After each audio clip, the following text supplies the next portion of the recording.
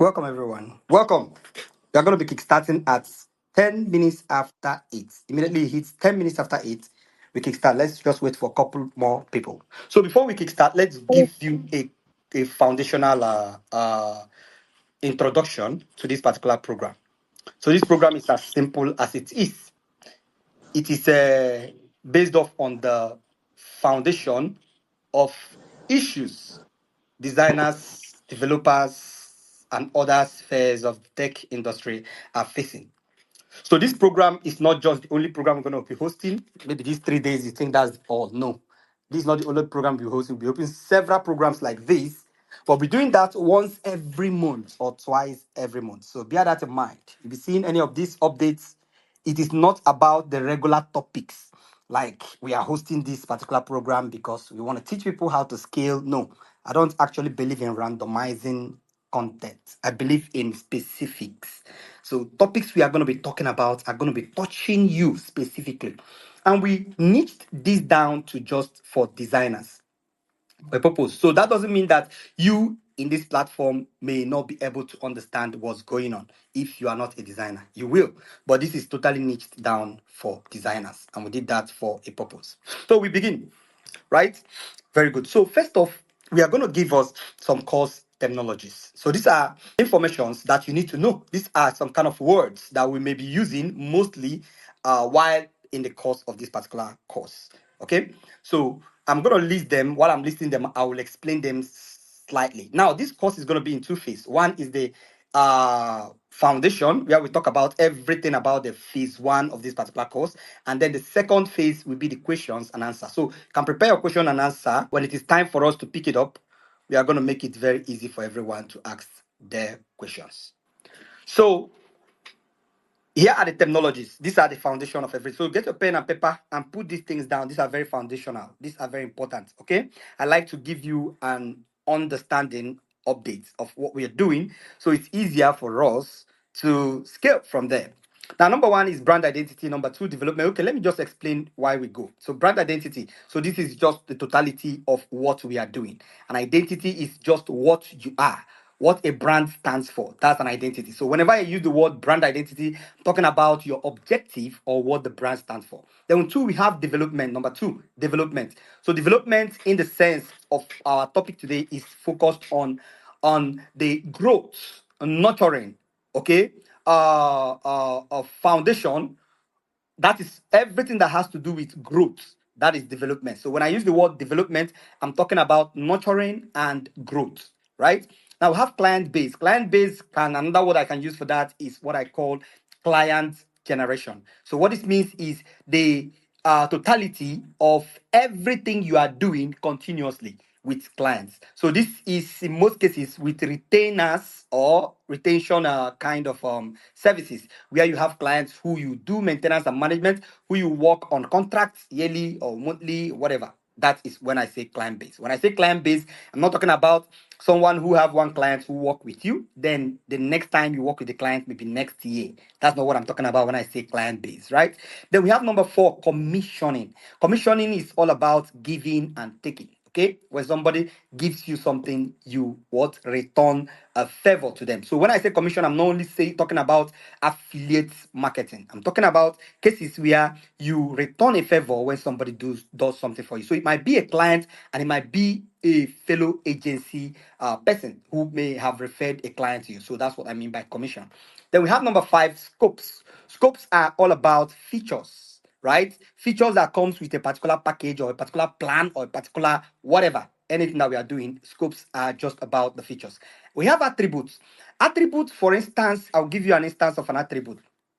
An attribute, for instance, can be like we say a graphic designer, we say a website designer, right? Those are attributes. Now we have the next, which is variable. Variables are under attributes. I want to use the both to define them. Variables are under attribute. We can say an attribute is color. Color, name, color is an attribute. Size is an attribute, right? Color, size, house, car, those are attributes. Like, but when you start talking about the name or the type of car, then that is variables. Okay, so when you start calling the names of the colors, those are variables. You can say red, green, yellow, and whatever. Those are variables. So when I talk about attributes, I'm talking about the parental control of the totality of everything, the parental control of all elements. Now, if I'm talking about some kind of element, that's when I can use the word attributes. But if I talk about variables, I'll use it mostly when we talk about systems and structures, right? So when I talk about attributes, I'm talking about the totality of every structure.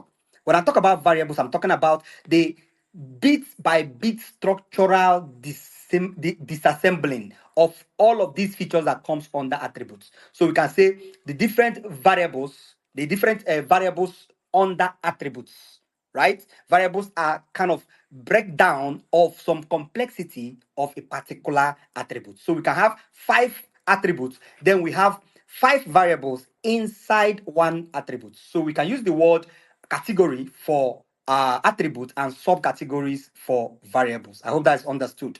Then number 8 is localization. So when I say localization, I'm talking about making sure your idea for branding and identity features mostly for that particular niche country you are actually focusing on. So, for instance, I want to work for only, I have an agency I was speaking with day before yesterday. So she says she want to focus mainly on US clients, and that kind of that particular kind of brand will have to focus their attention in creating a system that localizes their business structure to match what the American market system, right? So that's what localization means. You can also use that word in web design, where you create a website type that displays some kind of images or languages based off on the country those particular websites are opened. That's what localization is. We won't dwell much in this.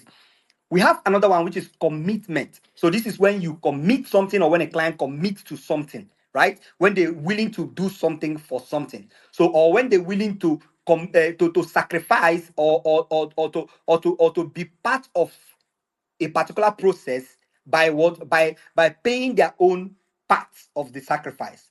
Okay, so that is what commitment simply means. By paying in something to make sure that this particular stuff is retained. Another instance I can use for commitment is in case where you want to a client want to purchase a service from you or purchase a package from you, and they have to pay a particular amount to kickstart, possibly 5%, 50%, 100%, 70%. That's commitment to make sure that that system is what is locked in. They are locked into that particular price plan, right? And I will also use the word lock in for number 16. Locked in. Locked in for number 16. We have this ending at number 15. But I want to use the word, I want to add the one lock in because we're going to emphasize on that. So when I say lock in, I mean that a client actually puts in a particular price to make sure that the price, when it is increased, it doesn't affect them, right? So when a client places a particular price, they lock into that price, which means if there is any price increment, they won't be affected by that. That's what locking means.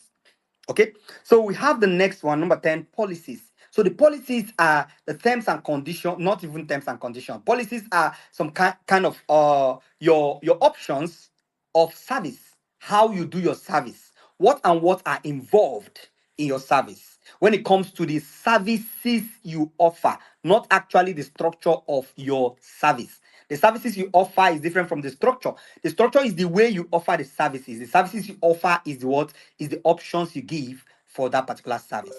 So when I say policy, I'm talking about the structure of your service. Then we have terms and conditions. Terms and conditions now niched down, just as we have attributes and variables, to what? To this particular service you offer. For instance, you do brand identity design. What is the terms and condition for brand identity design? Policy is the totality of all of your policy. A policy is the totality of all of your terms. Why terms and conditions can be niched down to what? To a particular service type. You can give a terms and condition for logo design, for brand identity design. Separate terms and condition can come for these different niches because they have their different options and they have their different variables to function in that way, right? Then we have categories. Categories are in there. I just explained that a bit in different what levels. For instance, we can have a category 1, 2, and 3 in a particular singular price plan. We're going to talk about the high ticket and low ticket price plan. And the high ticket price plan, we can have categories of services like basic, advanced, and premium. So that's what category is about. Then we have the business brand. When I talk about business brand, I'm talking about what we are talking about, agencies, right? Brand agencies. That's why when I use the word business brand, talking about brand agency. Though not all business brands are agencies, but all agencies are business brand.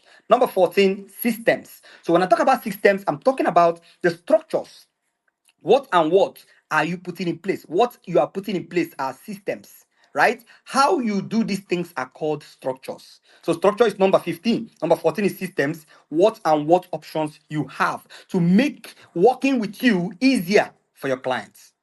That's what system is about. System is all about the totality of everything that makes working with you as a brand agency or as a design agency way more easier. So we're using much of these terms, and number 15 I talked about it is the structure.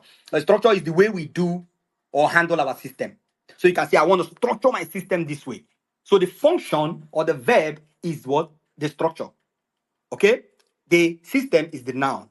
Okay, so I just want that to be in. We have 16 terminologies which we are going to be using constantly through the process of this course, right? Perfect. So now let's proceed with the main matter of the day. So here we have season one, which the topics are five in this season. And as they are five, we have to. I hope you got your pen and paper. These are very, very important. You can ask a question after now or give opportunity for us to ask questions, right? But this I want to make it way more easier for us to flow with, right? Now in the season one, we have what a micro agency really means. Then number two, we say what foundational approach to creating an agency. Number three, how to integrate service classes. Number four, decentralizing services. And number five, setting up platforms for client experience and trust.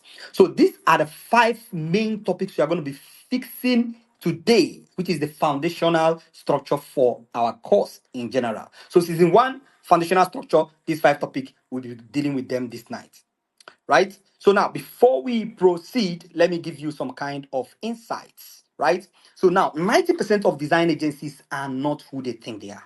I'll repeat, 90% of design agencies are not who they think they are.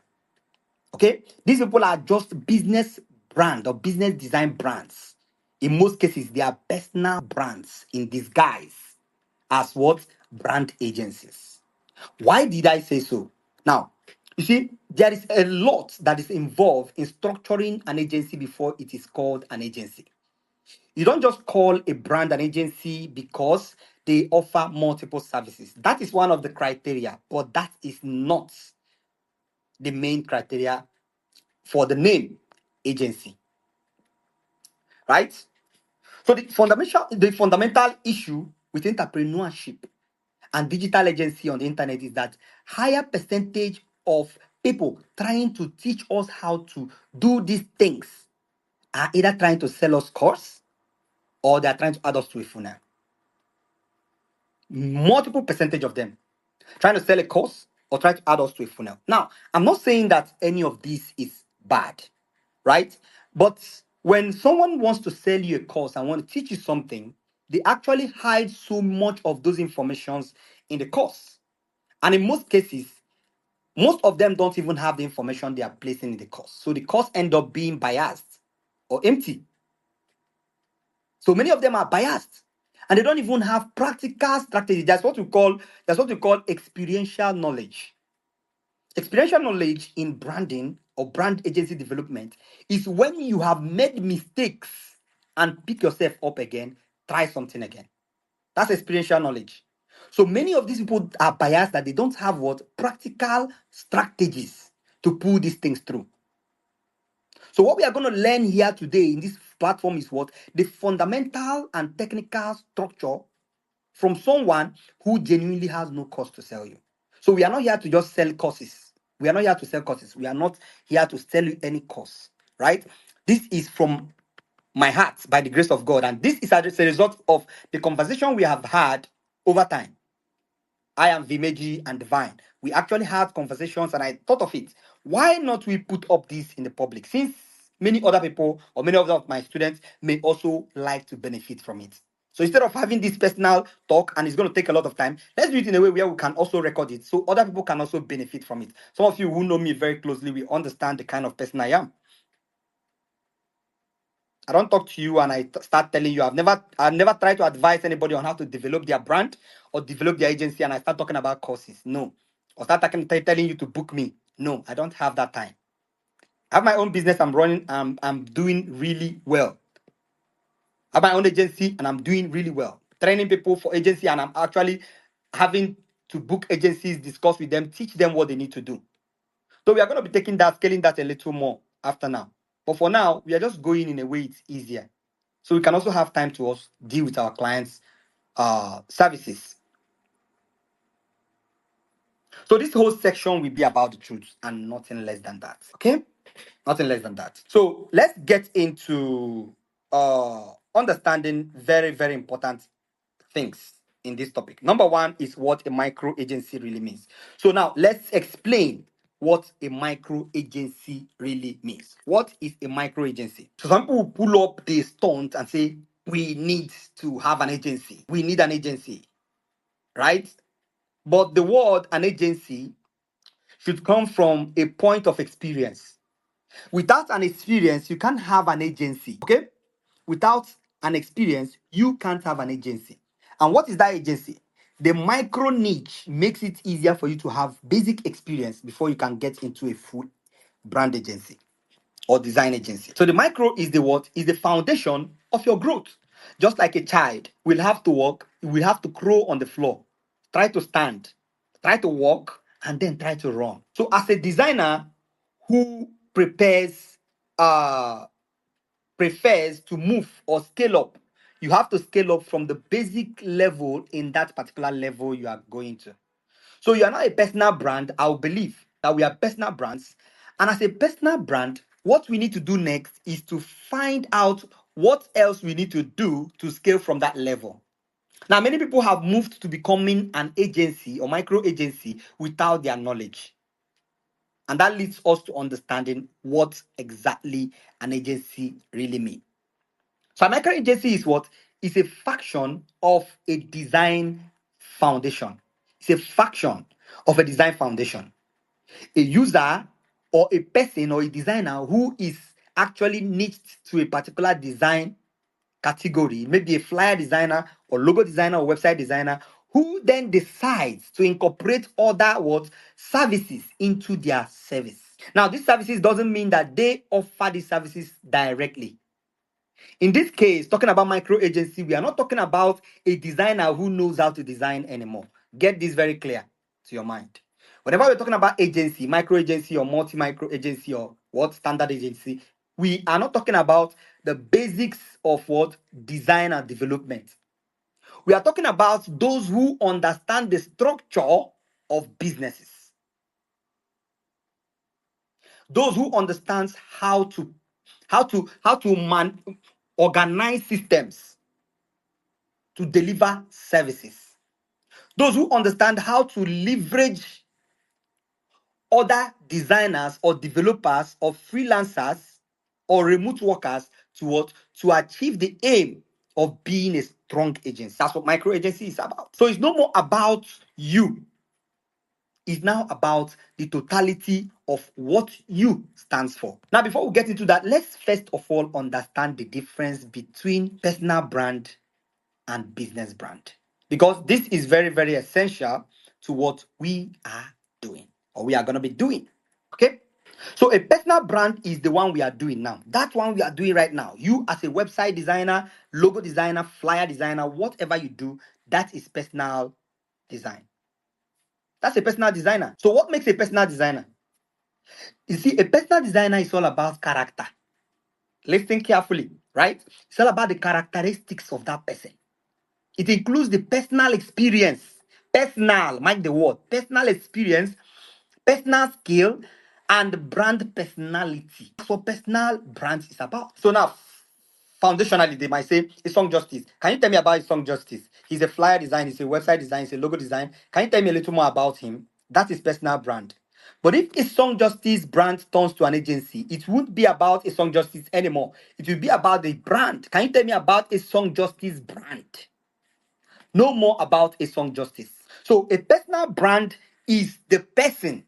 The objective. What is your objective as a flyer designer? What is your objective as a website designer? What do you want to achieve? That's your personal brand. How do you want clients to see you? That's your personality. And how do you want to serve these clients? That's your structure. So a personal brand can have all these strategies or all these particular structures, right? That's a personal brand. But on the other hand, the business brand is what focus mainly on the what company's products, company's services, the company's value, company's objectives. So it's no more about that person, it's about the people who are doing this. Because when we say company, we are not talking about one person, we're talking about multiple people or multiple persons. So although this can work in both categories, everything we are talking about this night can work in both. But tonight we are focusing on what business brands, and that is what we are going to what build our course around. Okay, that's what we're going to build our course around. So we proceed immediately. We have understand what a micro agency really means. The number two, we are going to focus on what foundational approach to creating an agency. Here you are going to take your pen and paper, be very, very attentive and write very, very carefully. Okay? Right? Very, very carefully. Foundational approach to creating an agency. Foundational approach. So these are the do's and the don'ts of an agency, of a micro agency. But first of all, let's grind down the micro agency as we talked about before we get into number two. We just have 5 topics to talk about, and we are done tonight. Just 1 hour, we are good to go. So a micro agency, simple, is what? Is that agency you create to test the water. You're trying to test the water to see how this works. You're not falling all in to make the noise that you're now an agency. You're making it easier for clients to see you as a personal brand and also as a business brand at the same time. So you are in between, testing the water to see how it works. That's what? That's what the micro agency is about. Micro agency also is about trying to pull off from your shell, trying to relieve from that person you are previously before now. That is what a personal micro agency is about. So you elevating from a particular level to a higher level. That's what micro agency is about. So you no more want to be a logo designer, you no more want to be a brand identity designer, you no more want to be called a flyer designer. You want to be called all of these things in one. We are going to come to that. Some people will say, I thought you have to niche down. Yes, we are coming to that. And I'll teach you what niching down means to a personal brand and what niching down means to an agency. It's not the same thing. Niching down is not the same thing for someone who is a beginner, not the same thing for an intermediate, and not the same thing for a professional. The same as it applies to what a personal brand, that's the same as it applies to a business brand. As we have beginners in personal brand, so we have beginners in agencies.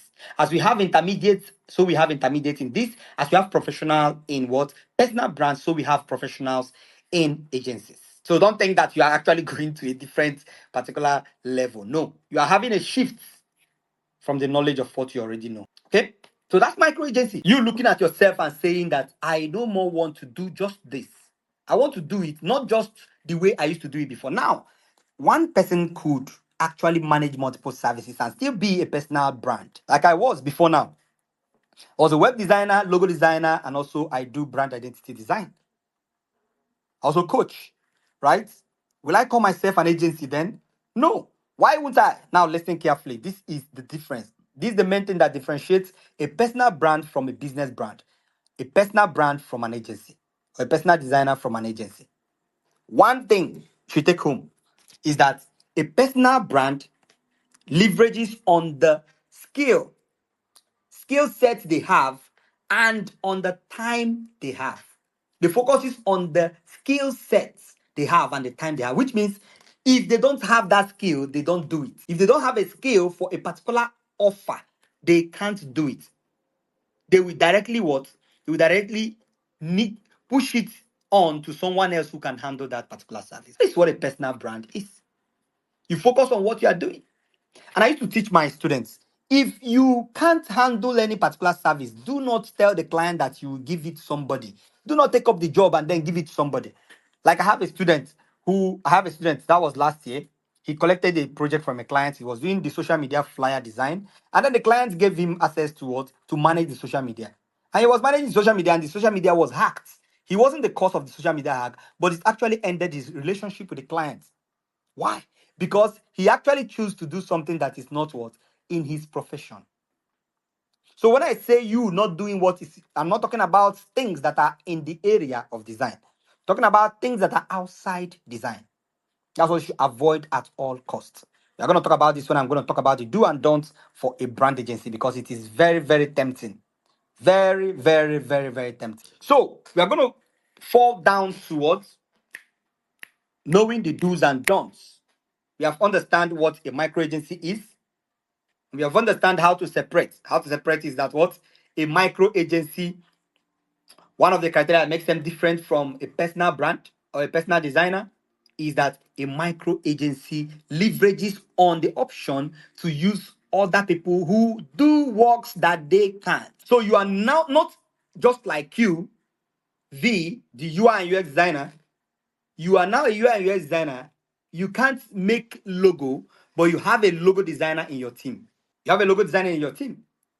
The same applies to every other part. So now you have a client or you have some clients requesting for logo design and you can't make logo design. As an agency, you now have people working under you. We are going to address all of these things: recruitment, settlement, percentage analysis, and all of those things. We are going to break all of those things down in the later part of maybe tomorrow and not tomorrow. I think the topic should be tomorrow or next tomorrow. So the foundational approach of creating an agency is what we're going to talk about. When I talk about foundational approach, I'm talking about what you need to do, what you need to know as well.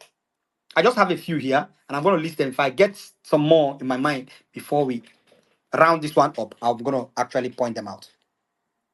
So write down, these are the criteria. These are things you need to put in place. Number one, niching down, hyper niching down. Number one, hyper niching down. Number two, price yourself stupidly low. Number three, leverage on commissioning and appreciation. Number four, develop a super speedy and quality brand identity. Number five, minimize what? Service scopes. We are going to talk about these things. I'm going to give you a little bit of guidelines on these things so that it's easier for you to break down. So we go with number one, hyper niching down. Now, when I say hyper niching down, I mean what? Insanely niching down. It is very tempting to do many things at the same time as an agency because by then you are now able to recruit as many people as possible. Okay? And that number one connects to number five. I'm going to tell you how it connects to number five. Just looking at these two now. So hyper niching down for a personal brand, which is what we are right now. Let's assume that that's what we are because I believe that everyone in here is either struggling to become an agency or still a personal brand. So hyper niching down for a personal brand simply means that you are either going to be a logo designer or a flyer designer or a web designer. You can't be the three. And I'm going to tell you why this won't work for a personal brand. Then I'm going to come to what? Business brand. For a personal brand, if you try to be more than three things at the same time, it becomes more easier to what? To generate trust. Because to grow trust, you need to create content that will convert. This content takes time and experience, expertise, and also a lot of brain work to happen. That is it. It takes a lot of brain work to happen. So you can't tell me that you are preparing content for website design, same preparing very strategic content for flyer design, preparing this as a personal brand. That is very difficult to do. And that is why many people are stuck in personal brand for years. So people will be personal brand for 10, 20 years. 4, 5 years is enough for you to have enough experience to scale to an agency. And when we get deep to this, to number two, the day two of this program, you are going to understand what I'm talking about. Simple. So a personal brand can't go that scale because they are limited by what? They are limited by the function of their service. The clients scroll through your page, they see that this you are doing, this is logo design. The next scroll, they see flyer design. The next scroll, they see brand identity design, or they see maybe web design. No, they feel confused. They leave. And some people feel like if you are actually giving options, giving clients so much options, they get to hire you. Like someone told me the other day, that's why I'm actually offering these multiple services in my plan. Is that if this particular client don't hit in, this one will click in, this one doesn't click in, this one will click in, then this is exactly why you are still stuck till today. Hyper niching down is what you need as a personal brand before you start scaling to a what micro agency. Remember, I said that personal brand and micro agency are almost the same thing. Just that the person who is switching to an agency is in between an agency and a what business brand, a personal brand. So your one leg is here and the other leg is in the other place. So now hyper niching down for a brand or an agency simply entails you pre-focusing on a series of services. Series. When I say series, look at what I'm talking about. I didn't include that in our terminologies, right? When I'm talking about series, I'm talking about services that are in the same category level or close to the same category level. So, which means if you are doing branding, you can integrate brand identity design as your service option. You can integrate brand strategy because those are not the same thing. Brand identity design, brand identity is the option, right? Brand identity design is the service. Then brand strategy is the structure of the brand, right? Now, if you are doing brand identity design and brand strategy, those are two services, not one. Don't try to clock the both of them into one. You can do brand identity and brand strategy. Then the next one you can add is maybe logo design or flyer design. But when you try to do brand identity design, brand strategy, motion design, website design, flyer design, you are going to end up not what closing as much clients or end up not even building the structure you are trying to build in the first place. Now, when I say niching down, you can go broader later. You can scale later. You can go broader later. But at the point in time, or the point we are actually what starting up your personal what your micro agency, you need to niche down to at most three services. So when I say hyper niching down for a brand agency, I'm talking about 2 to 3 services or 1 to 3 services. Make sure you don't go more than three, at least for the first year. Don't take my advice for casual. Some of you who know me know what I'm talking about. I give you advices that are tested and trusted. I talk to agencies almost every day. Do not niche more than three as a brand agency. Now you say a personal brand, how do I then scale to know most of these things? Because you need idea, you need idea to understand, even if you're not the one who is taking care of those services, you have people working under you. You need to understand what brand identity means. You need to understand how website design works. You can't just jump in and start hiring people and you don't even know what you are doing. This is what many agencies are doing today. They don't even know what is going on in their service options. All they know, they have a list of options and they offer those services to the clients. So they give the clients garbage. And at the end of the day, they blame whoever they wish to blame for what? For chasing around clients looking for jobs. Because they do not what? They do not understand what they are doing. So whenever the people who are working for them makes mistakes, they may not even notice that. The first review must have to go through your table before it gets to the clients. So when it goes through your table and you approve nonsense and you send that to your clients, someone else over there might see it and say that this brand actually don't make any sense. Many websites that most of my clients in US sent me, their website look very, very poorly designed. They knew that the websites are poorly designed. They paid very high. Some of them pay $5,000, $4,000, $3,000 for a simple website. And it looks very badly structured. And when they come to me, I tell them that this website, it looks nice actually for what it was when you created it. But right now, I think that it's actually dated.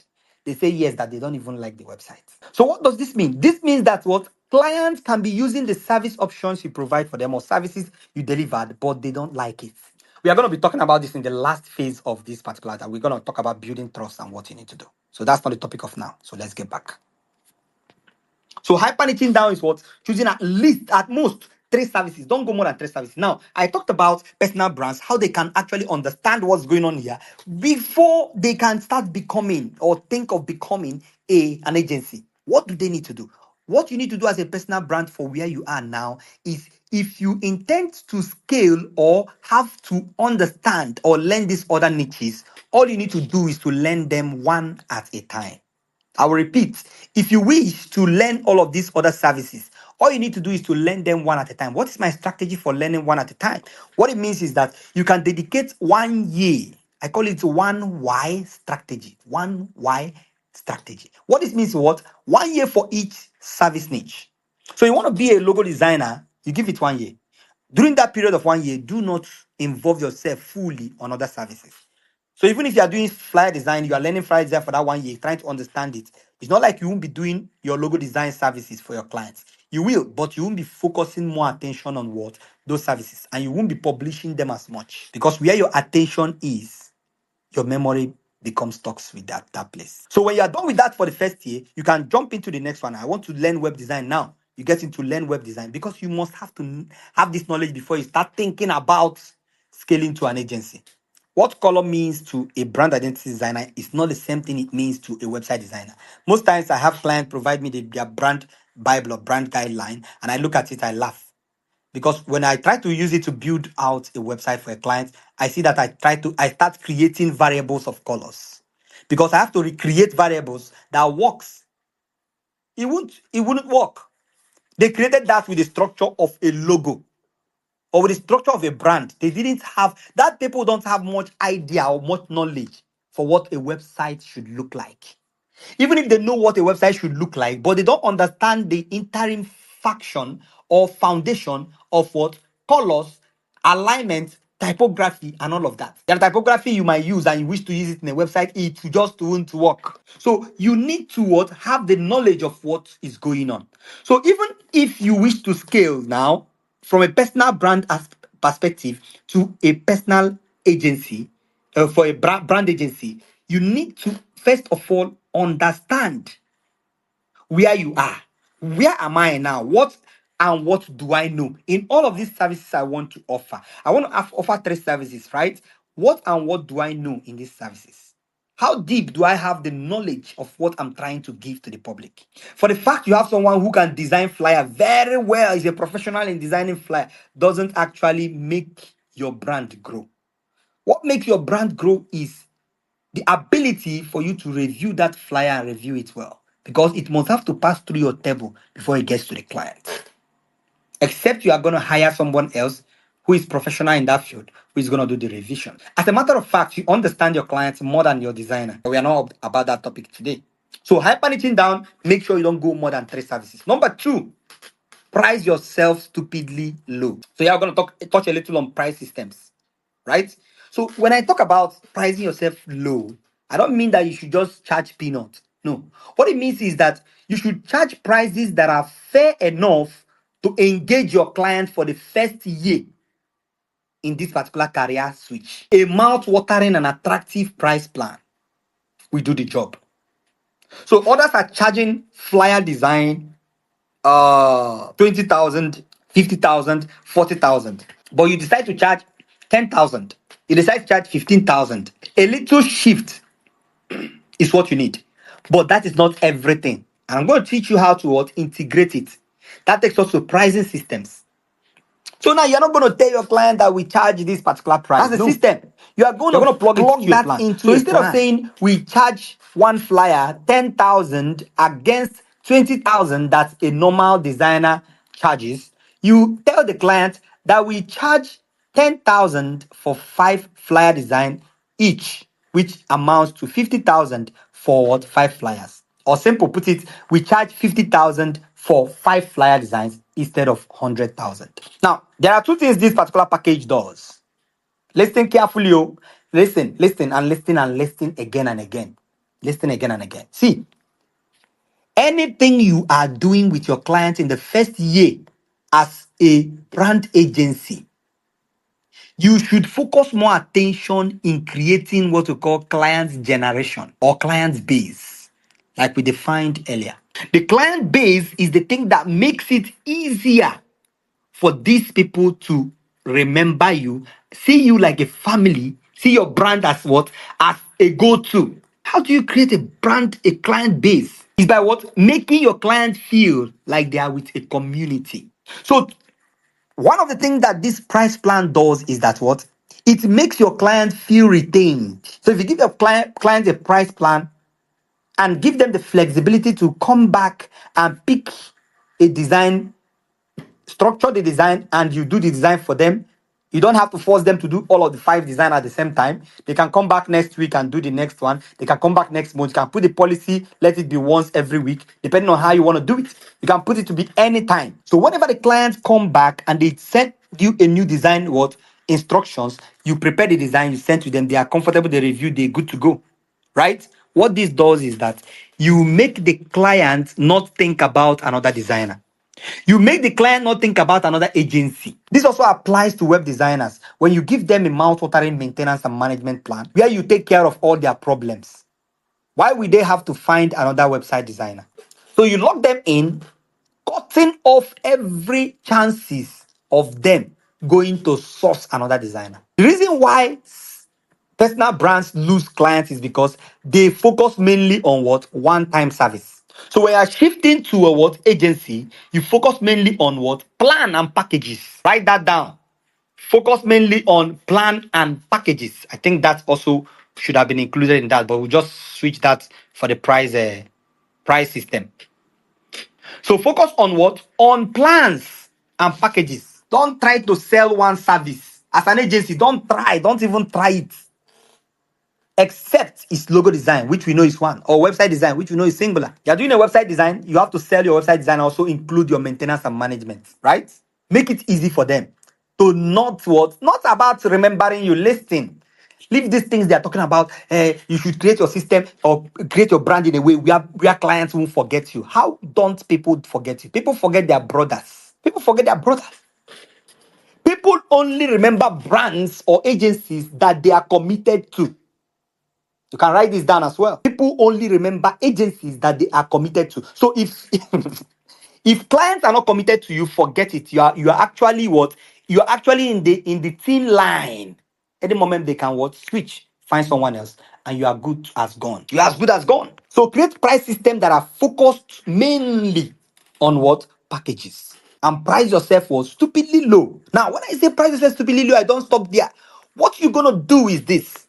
As time goes on, you scale your price. I have an article I wrote about how to increase your price. If you have not read that, I think you can go to the Facebook, find that in my Facebook account. I think we are going to be updating and creating a blog page in our designer website where you got the link to this.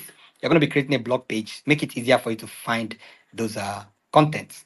Very powerful content. I talked about that last year. Some of you who are here, you read about that content, how to scale your price. Very easy. We gave core strategies. And I think we are going to be touching that part in the later part of this particular course. Let me even see what particular area where price increments. Okay, we have price structure and price increase strategies for agencies. So we have that particular topic in day 2, which is tomorrow. So you're going to talk about price increments. So let's not waste our time in that today. So what I want to tell you is that you are going to scale your price. I didn't say you should just price yourself stupidly and just stay there. No, you're going to scale your price gradually. You're going to scale your price. So everything, do not scale your price until you have gotten up to what? Up to 3 to 6 months. Don't increase price less than 3 months. Don't increase price less than 6 months. And there are strategies to increase price. I'm going to talk about that tomorrow. I don't know why I'm getting into this that much. But what I wanted to emphasize on is what? Make sure you price yourself what? As low that you can gradually scale your price. Increasing your price becomes easy.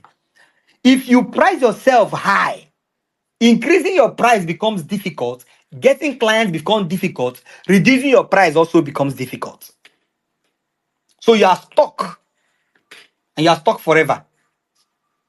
Because when you reduce your price, the clients will look at you like a joke. So the best option is to make sure you prepare yourself in a way that it is easier for clients to understand what exactly price you are giving at a given time.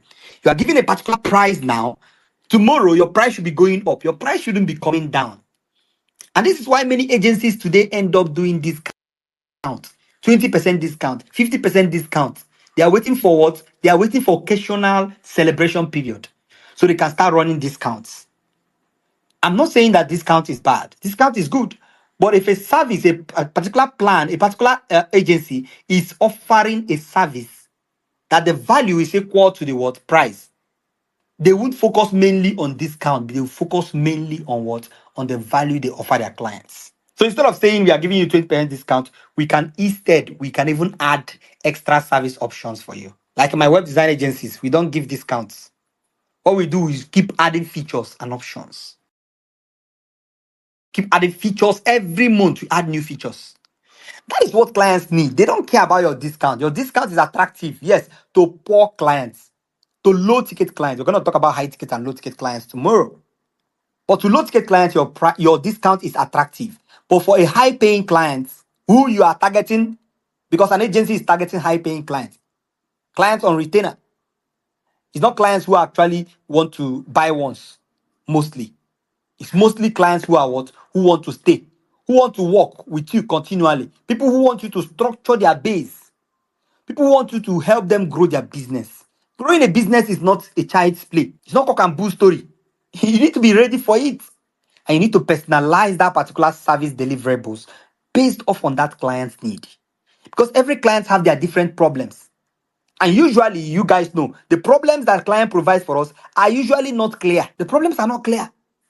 So you have to, for every client, you have to break things down in a way it is easy for you and the clients to understand and what scale or walk through. So that is it for what? Pricing yourself stupidly low.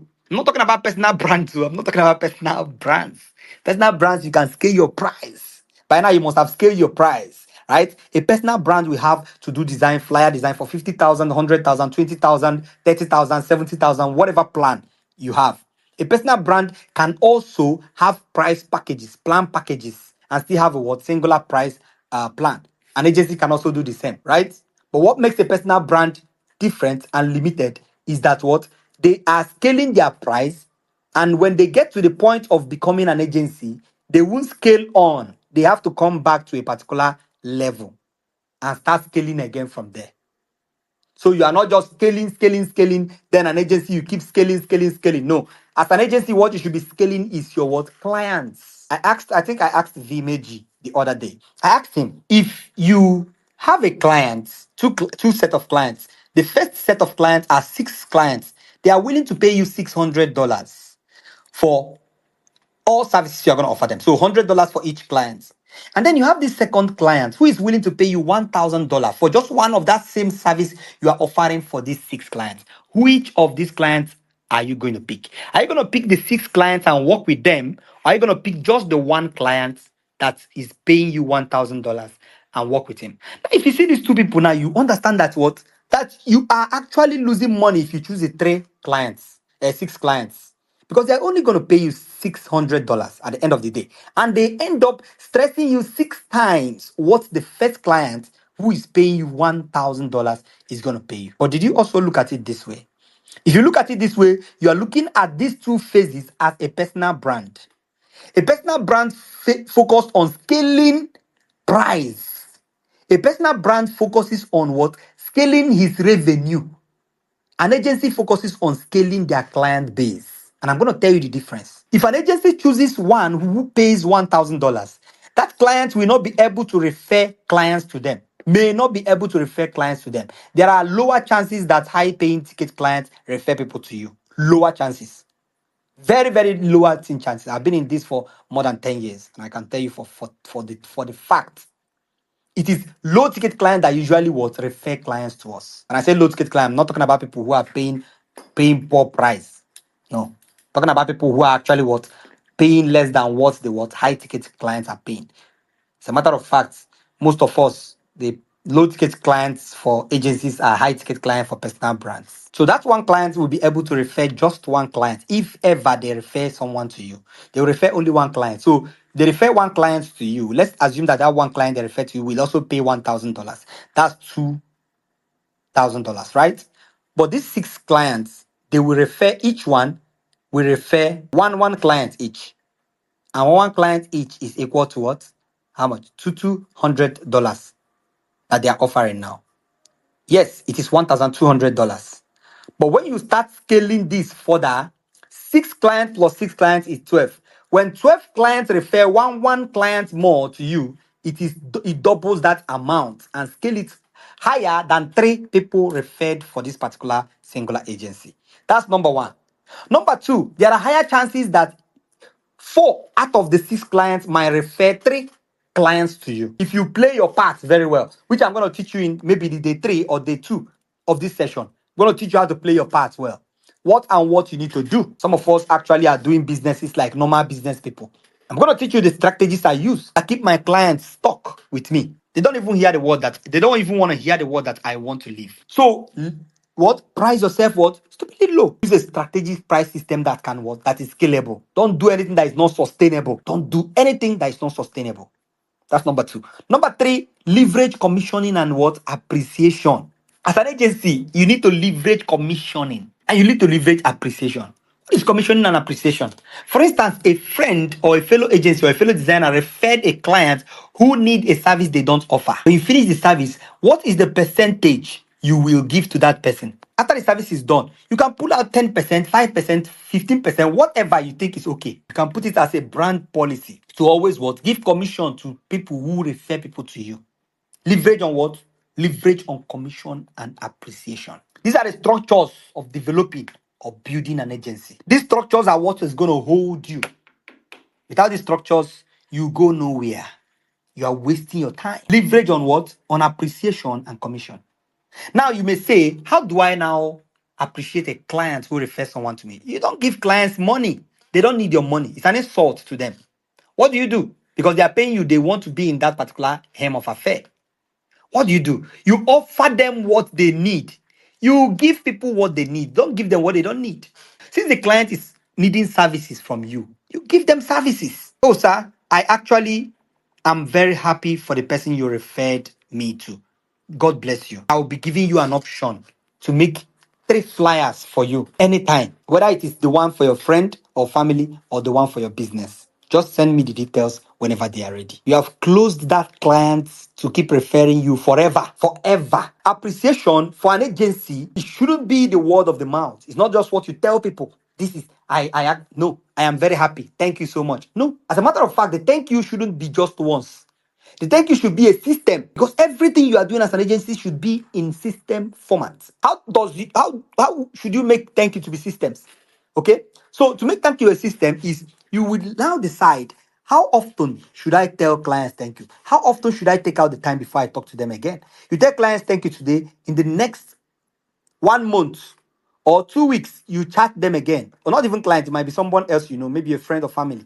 Chat them again and let them know, please, sir, thanks so much for the project you did you directed towards you right there. I just wish to take. See, the problem we have as agencies and why we don't grow is because we don't keep records. We do not keep records. Some of us they can't even remember the last 5 clients we had. You can't even remember their name. How then can you remember the people who refer them to you? When a client applies or approaches you as an agency, first thing you need to do is to ask them where the what project is coming from. Please, who directed you to us? We would like to know. You don't ask the questions. You don't. And for the fact you don't ask the question, you make them see you as someone who don't appreciate. So some people will chat and say, did you get the person I referred you to? That's embarrassing. Remember, even though we are brand agencies, we are still humans. We are still persons. So when people are referring people to us, they are seeing the fact that they are referring someone to Kata Studios. They are referring someone to what? To Nessa. They are referring someone to Vico. They are not actually seeing the agency. They are seeing the person because they have a personal connection. So that you are an agency doesn't mean that you lose your personal what identity. Your personal identity is actually what brought you to the level you are now. Because that was what you are building on. That's the foundation of what you grow with. So learn to appreciate. If it is people you know, they will accept financial appreciation. You do it. But when you give financial appreciation, doesn't mean that you are done. No. Go back again. I know many of my clients who I have gone back to, people who referred me, I gone back to them and say, please, sir, I am actually just checking up on you. I just want to thank you for that same day. the person you referred me to. Thank you. God bless you. They say, wow, thank you so much, Kata. You have really tried. I understand. I even have a friend who is looking for who will make a website. Let me chat him now and see if he's interested. I don't know if anybody is understanding what I'm talking about. To grow your agency, you need to be dog at it. It's not for the faint of heart. Not for those who relax and want things to be done. When I say you have to what? You have to market yourself. This is what I'm talking about. Marketing yourself so audaciously, so brave and so boldly. Do it with humility. People are not going to remember you if you don't remember them. Don't try to go and check up on clients. I just want to check up on you with an empty checkup. Don't do empty checkup. That is being stupid. You are making yourself look cheap. You want to check up on people. Let there be an offer following it. We are going to talk about this tomorrow. How to check up on your old clients and what to offer them something that will bring them back. How to restore your old clients. I think I can add that option, add that topic tomorrow, next tomorrow. Think. So leverage your commission and appreciation. Appreciate. Say thank you. And say thank you well. Don't say thank you only once. Not only that day. Say it the next time you meet the person. You are reminding them it's a psychological impulse. You are shaking in something into their mind. Something that will make them stay. Something that make them remember you tomorrow. So leverage on commission and appreciation. We're going to talk about this tomorrow as well. A little. We're going to dive a little more deep into that tomorrow. Number 4, develop a super speedy and quality brand identity. When I talk about speed and quality, talking about when a client gives you a project and say they need this in 1 week or 2 weeks or 1 month, if they say 1 month, in less than 2 weeks, it is ready. In 2 weeks, in less than 1 week, it is ready. In 1 week, in less than 3 or 4 days, it is ready. Always make sure that you don't deliver that project the day, which is the deadline. If it is 5 days, make sure it is in the 4th day or the 3rd day you deliver that project.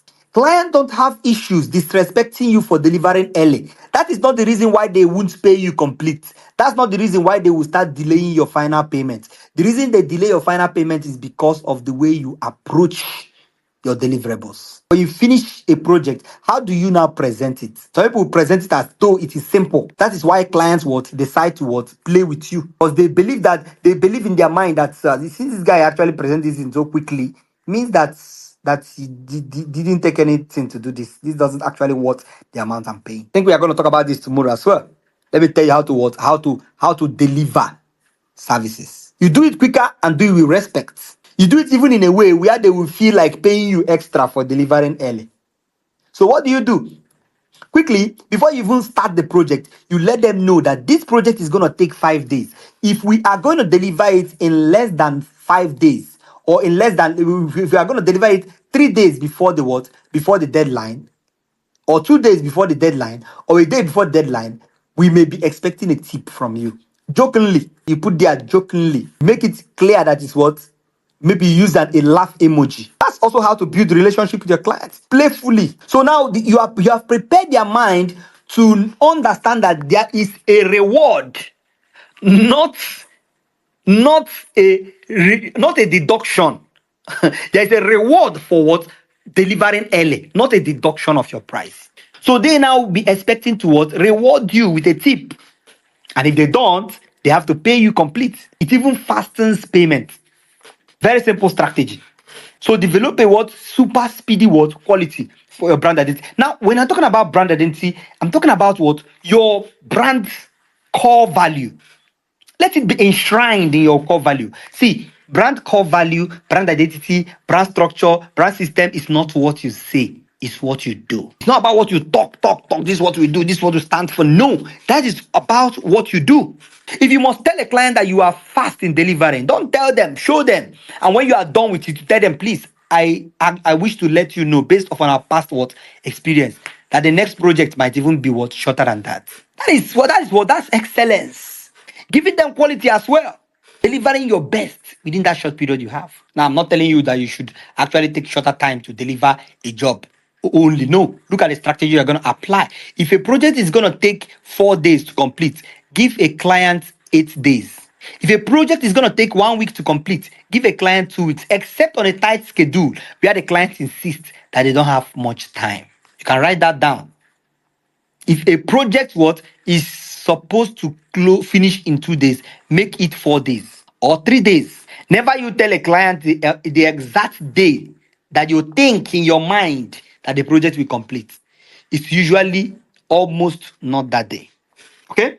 So develop a speedy what and what very high quality what brand identity. Now that identity is what is going to be telling in the client's mind. That's what they are going to remember. The experience they had with you is why they are going to come back to buy from you. It's not about just the deliverables. Yes, that is part of the experience, but the main experience is about what? It's about the process of that particular service. How do you make them feel? That is it. Number 5, minimize service scopes. Now this one is very important, very very important. I see many people putting in their services 30 flyer design in a month, 60 flyer design in a month, 70 flyer design in a month. Even if you charge 10, 20,000 for a singular design, and you have a singular client that is coming for 70 flyer design in a month, you are going to end up providing rubbish services. You are certainly going to have problem with the clients. Have a limited scope of service that you offer. If it's logo design, you have 3 plans: basic, advanced, and premium, or basic, advanced, and pro. You have basic, 1 logo design sample. Then clients will make corrections there. 5 revisions. The second scope, advanced, 2 logo design samples. And the client will make what? 10 revisions. The third one, 2 logo design samples.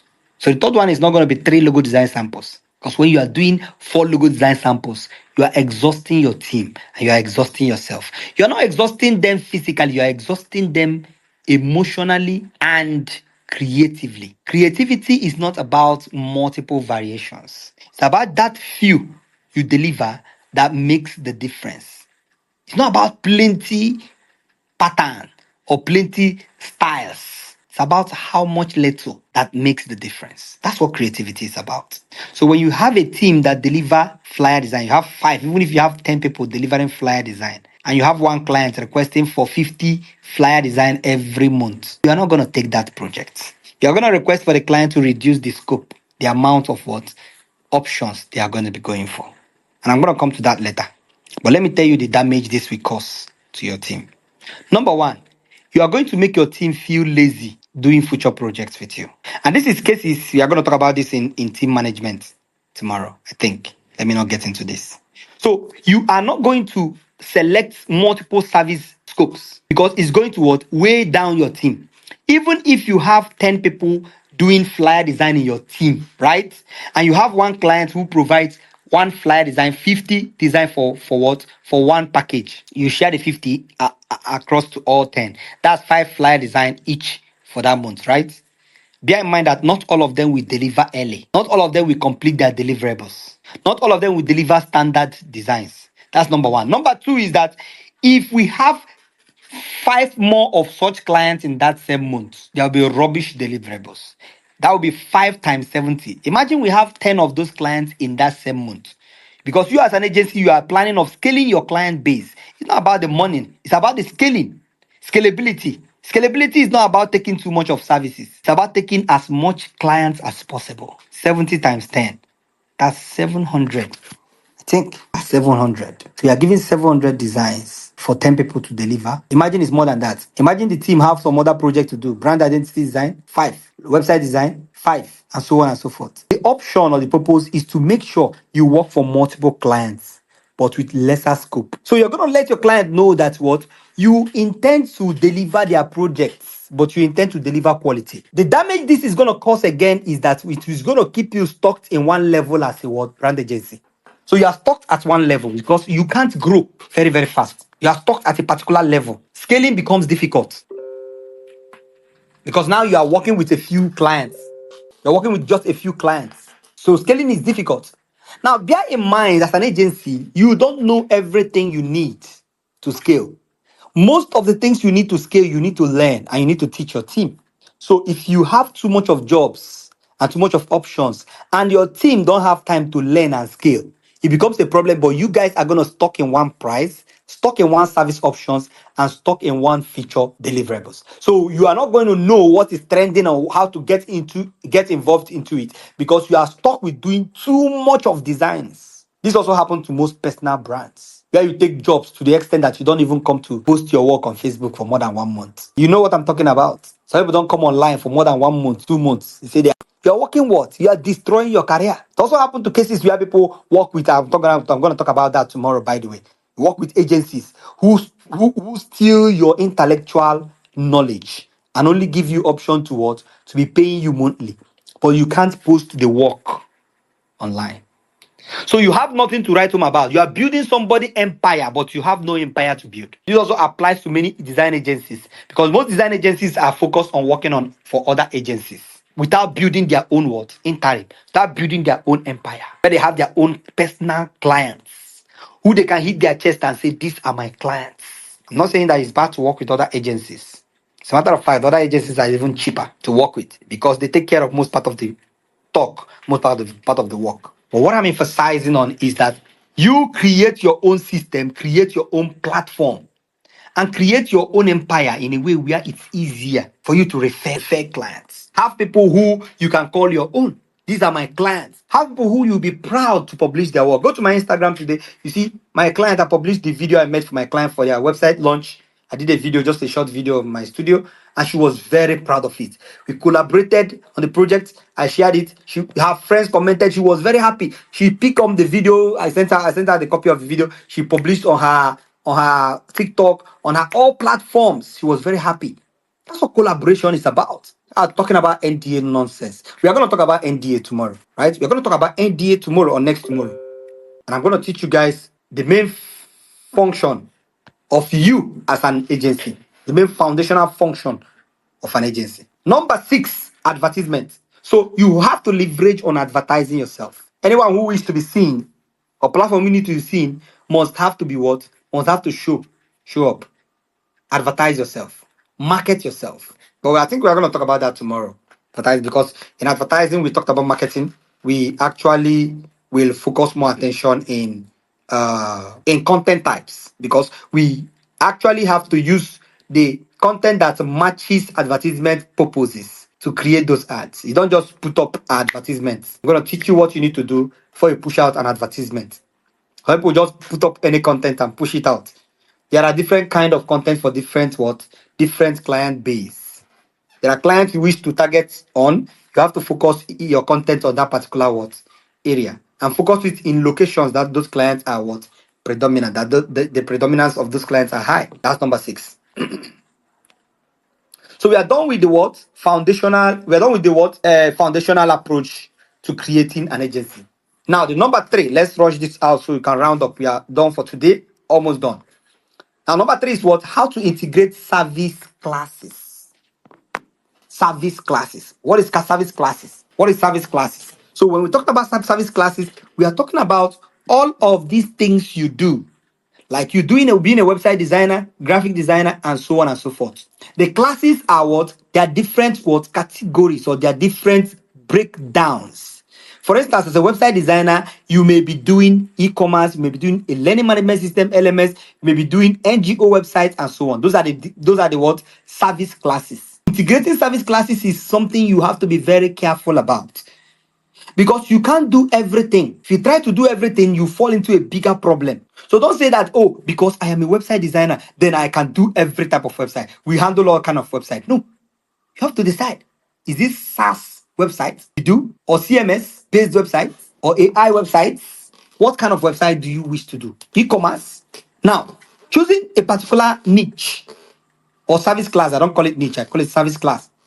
Choosing a particular service class doesn't mean that you don't actually handle all of these other services. For instance, a flyer designer will choose whether they are focusing mainly on business flyer design. Some of us are actually having these instances going on in our career, but we don't notice it.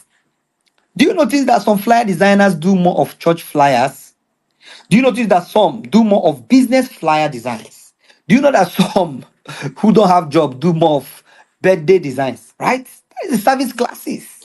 You have to choose where you belong to. You don't have to do everything. You can't do everything in all services. All those 3 services options you choose, you can't do everything. So you want to do a website, you want to do website design, you have to focus attention on a particular niche in that service class in that website design. You can say, okay, we are focusing on e-commerce. Even in that service class, there should be a category. Like for me, I do mainly e-commerce. That's my service class. Under e-commerce, I focus mainly. Mainly doesn't mean that I don't focus on other ones. Under e-commerce, I focus mainly on skincare. If you see, most of my e-commerce websites are mainly on skincare. So I prepare marketing materials that focuses 80% of my marketing materials for website design are focused on skincare brands. Skincare brands. And that's why I'm getting jobs on a weekly. Steady. Steady. This is I'm talking about niching down though. So you have to what? Partition. After this class, take your pen and paper and write down all of these things I'm talking about. Put down all the services you wish to offer. 3 of the main services. Some of you want to do this, but some of you are even in personal brand. You are doing all of these things at the same time. If you are doing personal brand right away and you are doing, you know how to do websites, branding, logo design, and all of that. What I will advise you to do is find all of these platforms that give you opportunity to what have multiple levels of accounts. For instance, Instagram, you can create an Instagram account, one for logo design, one for flyer design, and one for website design. Publish all your content for each and every one of these platforms. And when a client comes for a website design service and they want to see some of your website design projects, send them to the website design link. You do this especially when you don't have a website yet, because I don't expect a personal brand designer to have a website yet, right? That is, by the way, I'm not talking about personal brand, because when we talk about that, I discussed that. That was a 3 hours class last year, November. I think that was the last session I had. Okay, that was December. That was the last session I had before I wave goodbye to last year. So the service classes must have to what? Must have to be what? Must have to be specific. Take your pen and paper, write down all 3 services you wish to do, then write down the classes of these services. What exact class do you want to focus on these particular options? You can choose 1 or choose 2 out of those classes. Don't choose more than 2. Now, why I'm talking about this is it is important, because when you try to advertise multiple things, it becomes difficult for you. An agency is more curated platform. An agency is more curated service provider. These are not people who are randomly doing things. These are people who are technically smart in that particular in that particular category of service options. They are not people who are randomly trying out things. These are people who structure things, people who understand how things work. So take pen and paper, write down your strategy. So what do I want to do? See, you can't be successful as an agency without having a clear cut on your service classes. You have to know what you're doing and who you are doing it for. Who you are doing it for, it matters a lot. You wish to do brand identity design. You want to do it for a hair brand. You want to focus more for hair brands. You want to focus more for e-commerce brands. You want to focus more for a barbering salon. What you want to focus on? With your experience as a personal brand identity designer or personal brand, not even a brand identity designer. Personal brand is different from brand identity designer. Okay? A personal brand, what do you notice that people like most? What particular services class that people find options to? What do people find interested? You have to mark those things out, map them out, and then what? Feature mainly on them. Because your marketing should be direct. Your marketing shouldn't be random. When you're talking about marketing, I'm talking about what? Preparing content. I call them CCC, client-centric content. I think we are going to talk about that in phase 2 or phase 3, or season 2 or season 3 of this session. The client-centric content should be mainly what? Focused on that particular class to make it easy for clients to what? To understand this is the person or the people we are looking for.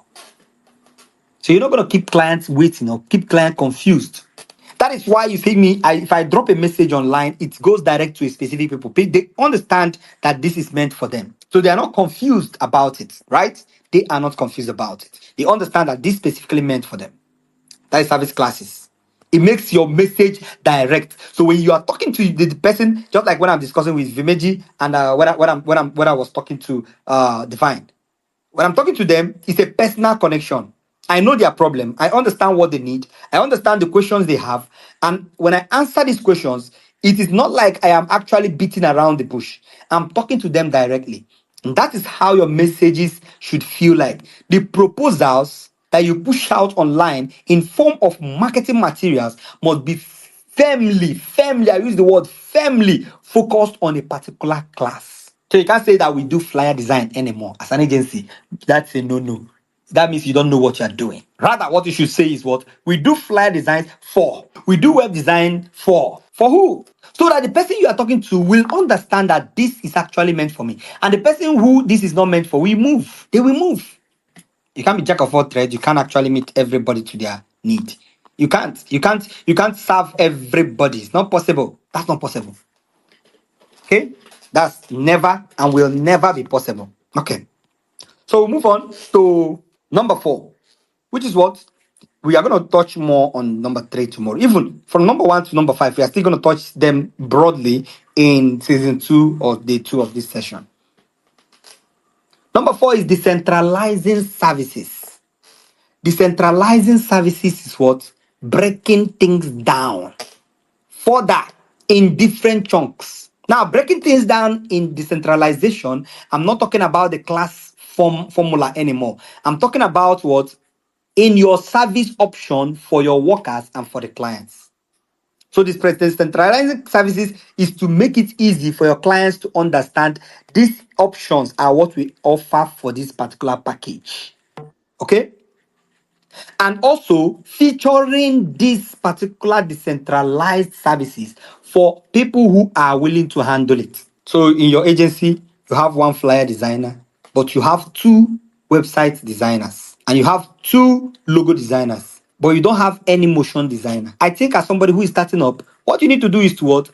Pick only one website designer, pick only one brand designer, and pick the one flyer designer. Use the 2 remaining slots and pick one, find one more motion designer and find one other one niche, depending on what you wish to do or depending on how you wish to scale.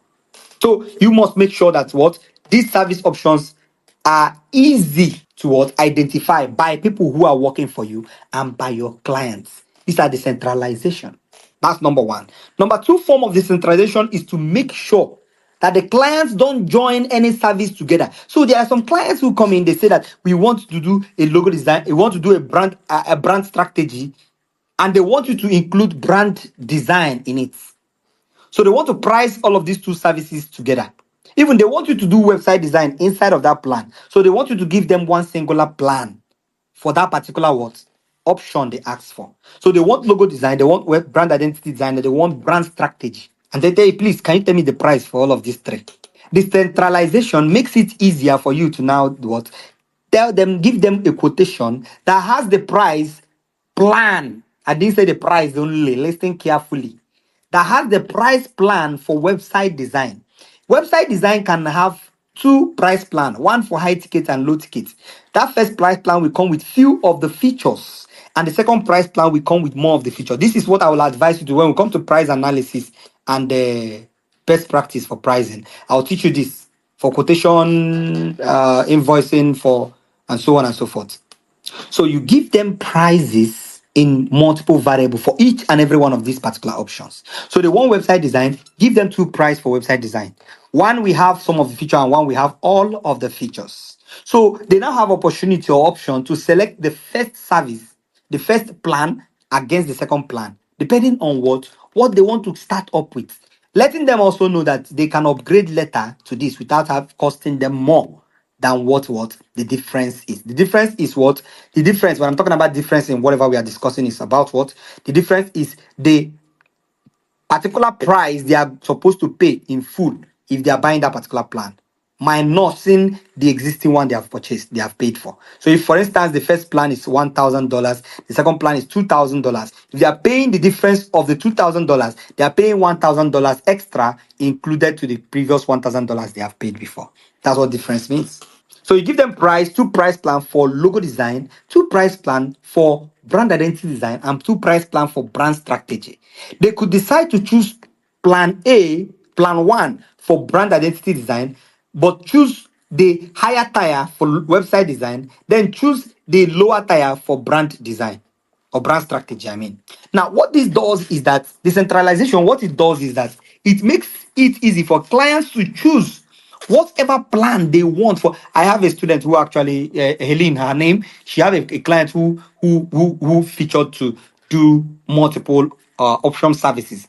The client wants her to prepare a design for her, her, and also include a website design for her because Helene is a website designer. She's doing very wonderfully well. She's my student. I taught her website design specifically. She's doing wonderfully well with her foreign clients. Now, Helene actually have these foreign clients, and the person wanted her to make the website, and at the same time wanted her to integrate what is it called? To integrate affiliate marketing in the website. So Helen wanted to provide this singular plan for all of those packages. I told her, no, don't do that. What you need to do is what? Give them the price for your website design, then give them the price for affiliate integration. So if we are integrating affiliate marketing to this particular website, this is what it's going to cost. Because when you join these two plans together, the client is going to price based on the both. And if it doesn't work, the client will walk away. So what you do as an agency is what? Use what? Decentralize your what? Service plan. So that what the client did now for Helene was that the client looked at the two plans and said, wow, I actually would like to add this affiliate marketing, but this website is more important to us. Okay, let's do this since this one will be added later, because she specified to the client that they can also add that later. Because you have to talk, you have to make it clear.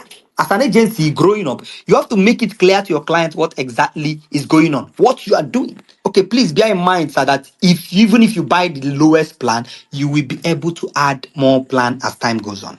And when you do it like this, the client will know that they understand that you really will understand what they need. And when they do that particular service option, they will practically, they usually come back to add that extra service. That same way, you don't lose any clients, right? Decentralizing services makes it easy for you not to lose clients. It makes it easy for you to make clients have the freedom and flexibility to price. So flexibility of pricing doesn't mean when you give a client a price that what they can what negotiate. It's when you give the client a price that gives them the power, the price plan, not even price, the price plan that gives them the power and ability to negotiate. They need the ability to negotiate. Ability can be stripped off a client when you only focus on one singular price plan. That's why an agency is focusing on what? Centralizing, not centering on doing only one plan. No, an agency is focused on centralizing services and splitting them in different chunks. It's all about bringing things together and making sure you split them in a way that is easier. So that's what decentralizing what services really means. And also this makes it easier for people who are working for you to what? Focus, knowing that this particular option is what they are working on. So they are not working on everything they used to know for a website design package that comes for e-commerce. So they are working on only these services or these service options for this particular service. I don't know if you get it. So that's what it means. Now, number 5, which is the last for our today's session, is setting up platforms for client experience and trust. Now, as an agency, you are no more doing Behance, Facebook, Instagram, right? You're no more doing all of those things anymore. You are going way beyond that level. So at this point, you need a personal platform, personalized platform. When I say personalized platform, I'm not talking about katastudios.framer.com. I'm not talking about katastudio.webflow.com. I'm not talking about katastudios.mainstack.com. I'm talking about katastudios.com. So you need a name, you need a website. And that website is the platform that the name won't change that easily.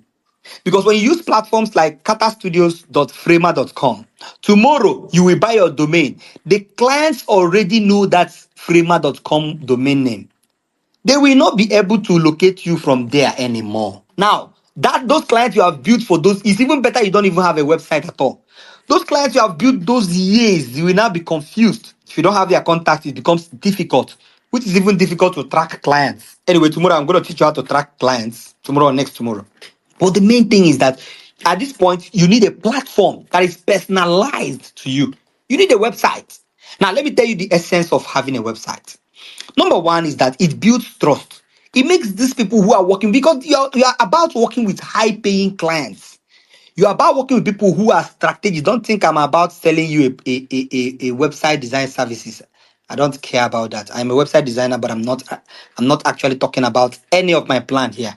Listen carefully. Remove your mind from there and focus. Okay? So number one, it actually makes the what? It actually builds a high level of trust.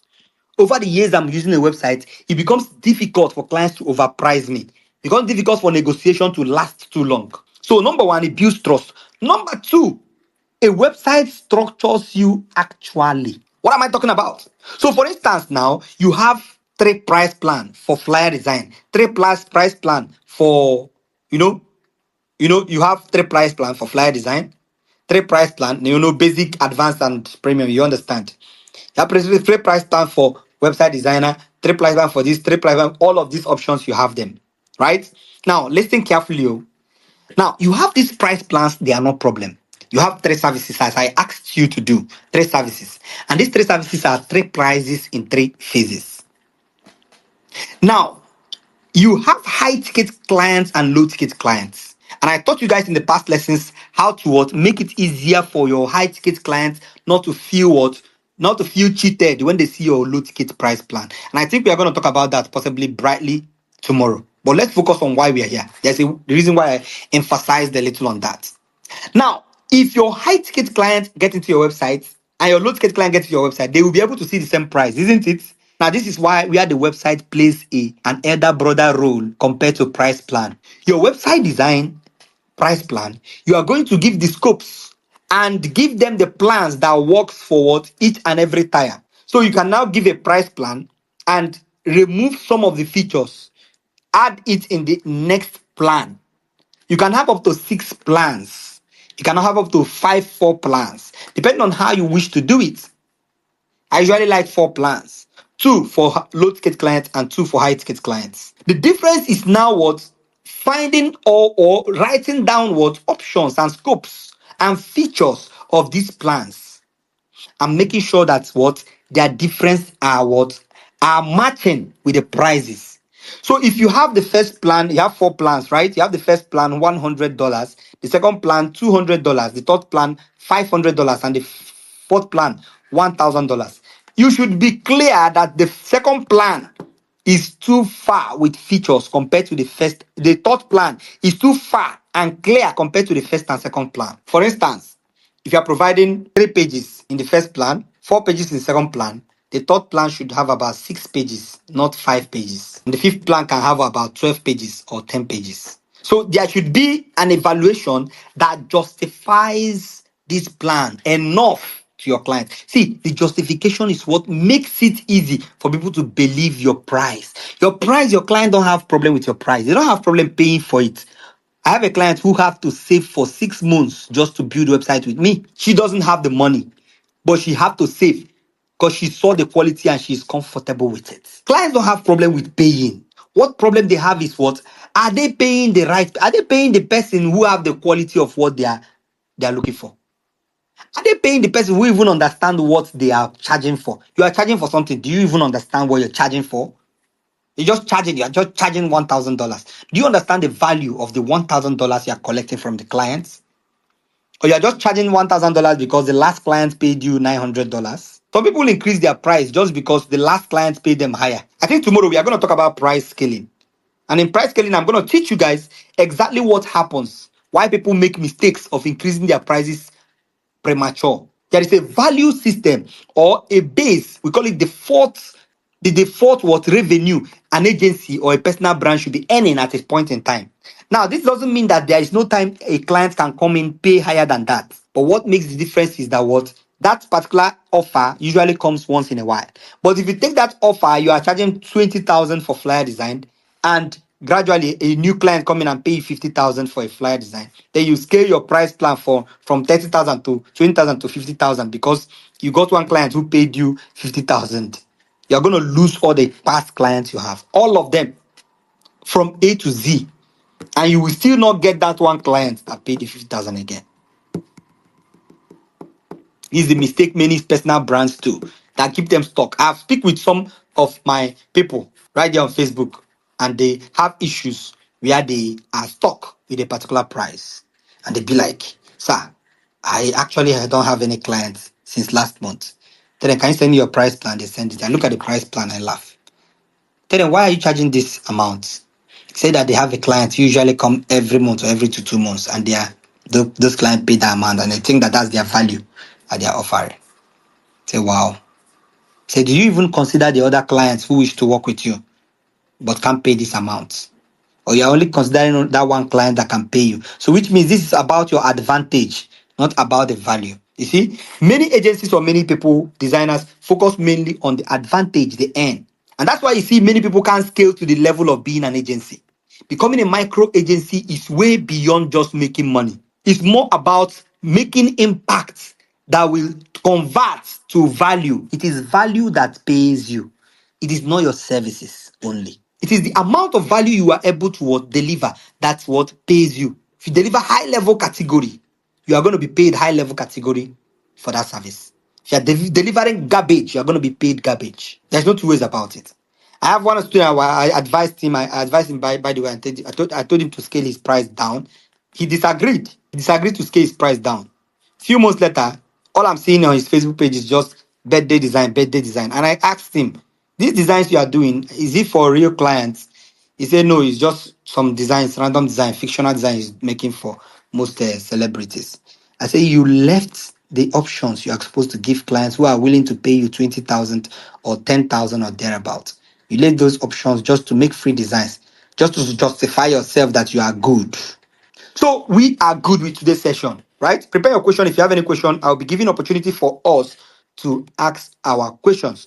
We have Vimeji here, we have Divine here. The both of them will be handling most of the questions because I have addressed almost 80% of this particular topic with them. I have to host this with them so that they will also see some other part of it which we didn't emphasize on. Again, we are going to talk about this in brief.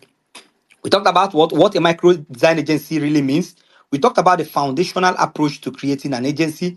Please, if you wish to ask a question, you can raise your hand to ask a question. We'll be able to, you can request to speak. We'll be able to give you the opportunity to speak and you'll be granted the opportunity to speak, right? To request is easy.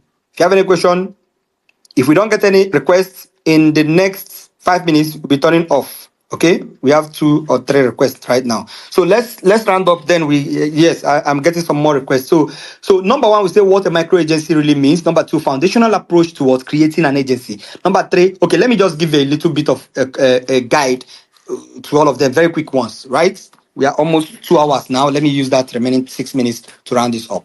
What is a micro agency? We talked about micro agency being an agency type where people are able to scale from a personal brand, right? A micro agency also comprise of people persons setting up an agency where they hire people who work with them or work for them.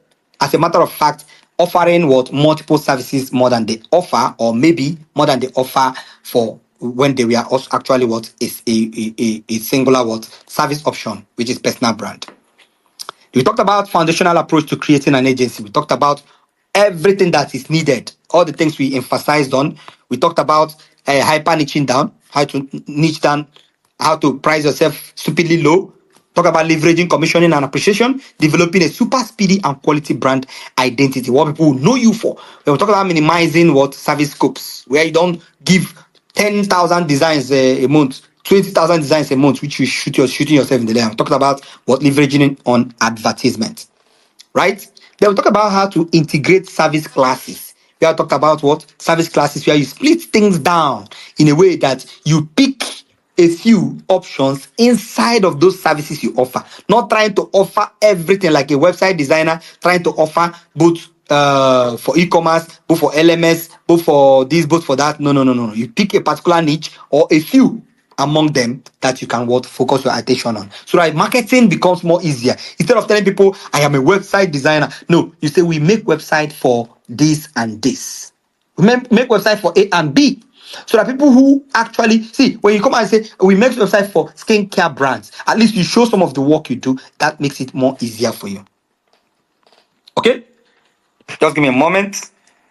That's number how to integrate service classes.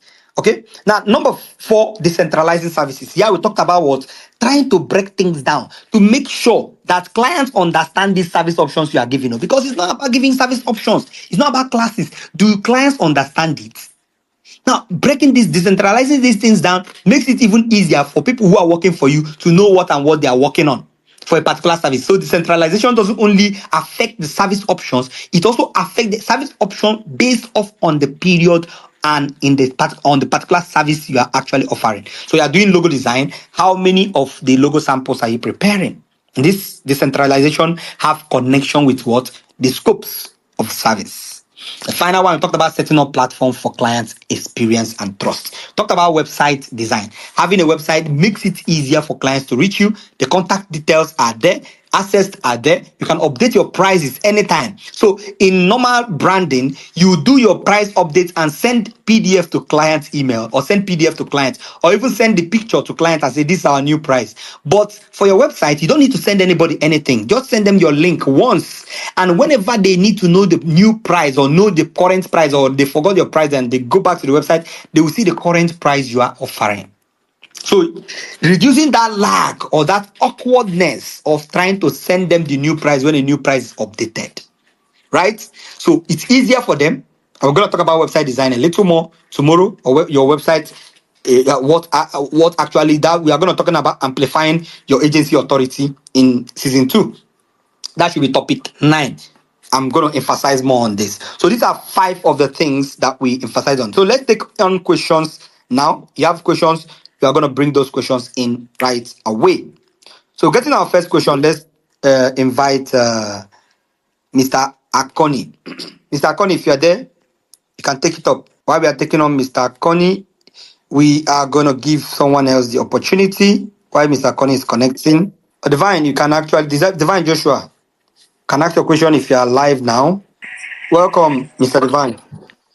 Okay, thank you, sir, for giving me the opportunity to speak. Welcome. I just want to quickly say thank you for this call. It has been a pack of knowledge and for free. So I'm actually short of words. So I really appreciate for this meeting. You're welcome. So my question actually is about this thing called branding. So Okay. I already wrote it down. Let me just read it out. Okay. I'm asking, what's the difference between logo design from brand identity design, brand strategies, and brand structure? Okay. You're asking Yeah, what's the difference between what? between logo design, Mm-hmm. brand identity design, Mm-hmm. and brand strategist. Okay. The logo designer is one who prepare just a logo, and the logo files could be the PNG design exports, like the PNG assets for exports are the transparent version of that logo that the client can use to print on the clothes. We call those stationaries. They print on the clothes, on the cup, on the mug, whatever. Like they can gift, or the ones they can use for what physical marketing. That is logo design. It's also logo design can also come with mock-ups in most cases, or mock-up samples to show them what this is going to look like. Not actually that you are designing those stationaries for them, but you can show them what the mock-up logo can look like on a cloth, but you are not designing the clothes design for them. They may not be using it, they may not even need it, but you're trying to show them what it's going to look like. That is all packages that can come with a logo design.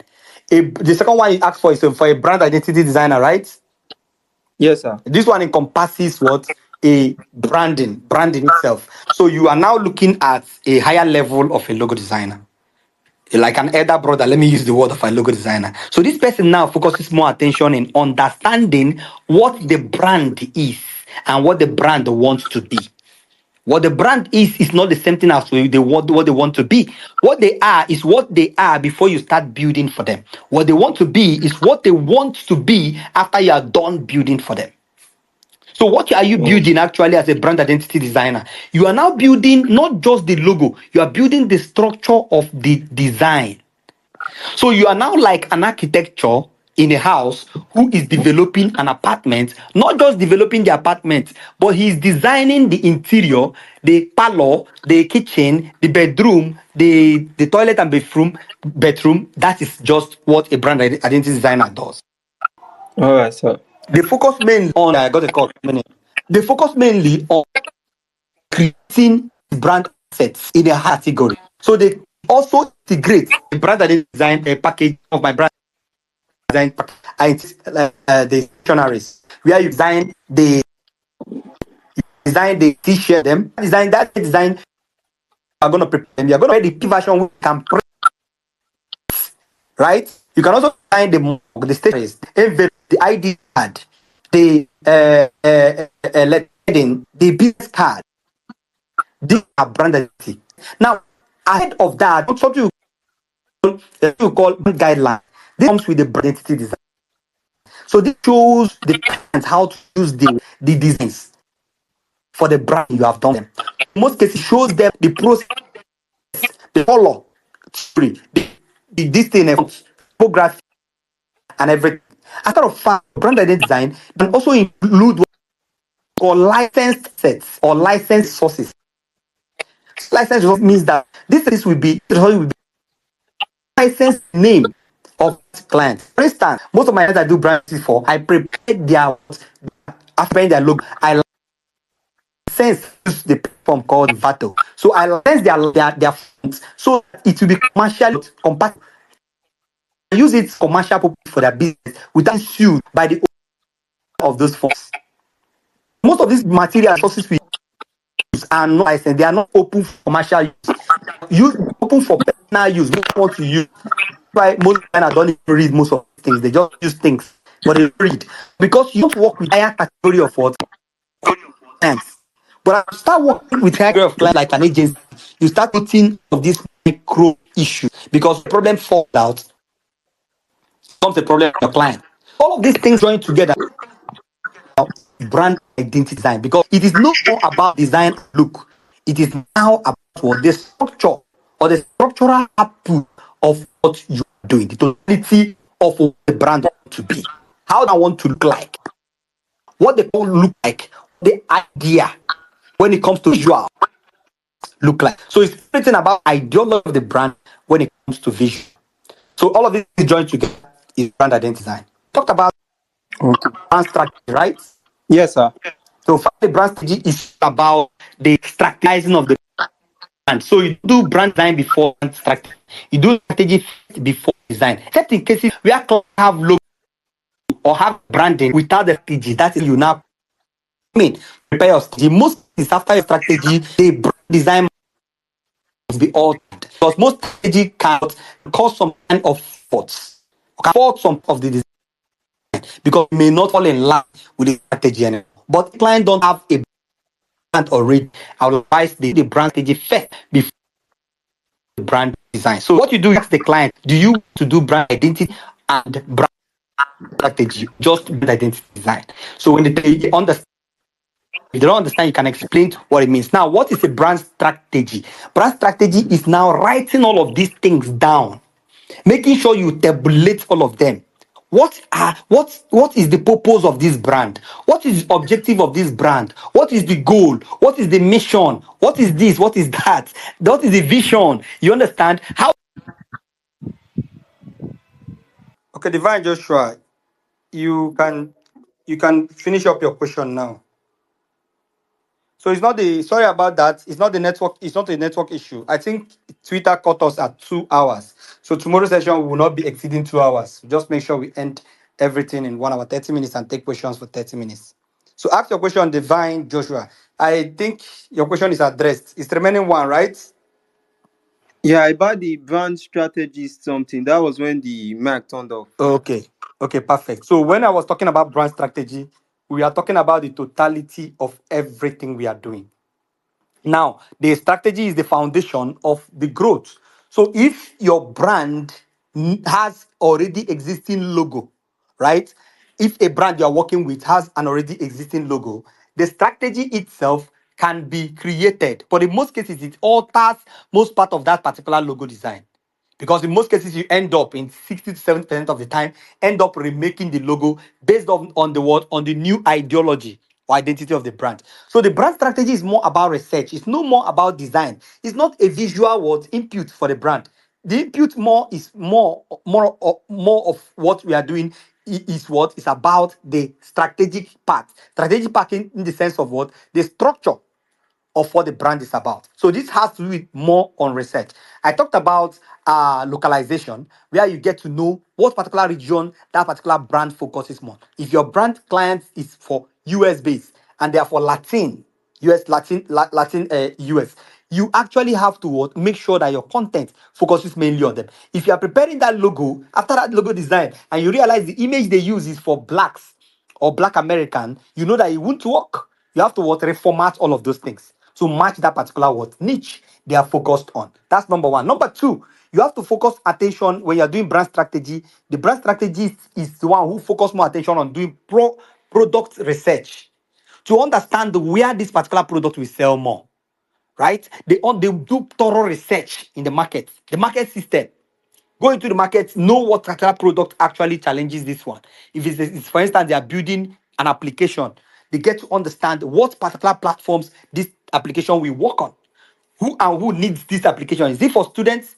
Is it for old aged people? Is it for people in the hospital? Is it for people who are doing sports? Is it for people who are doing gym?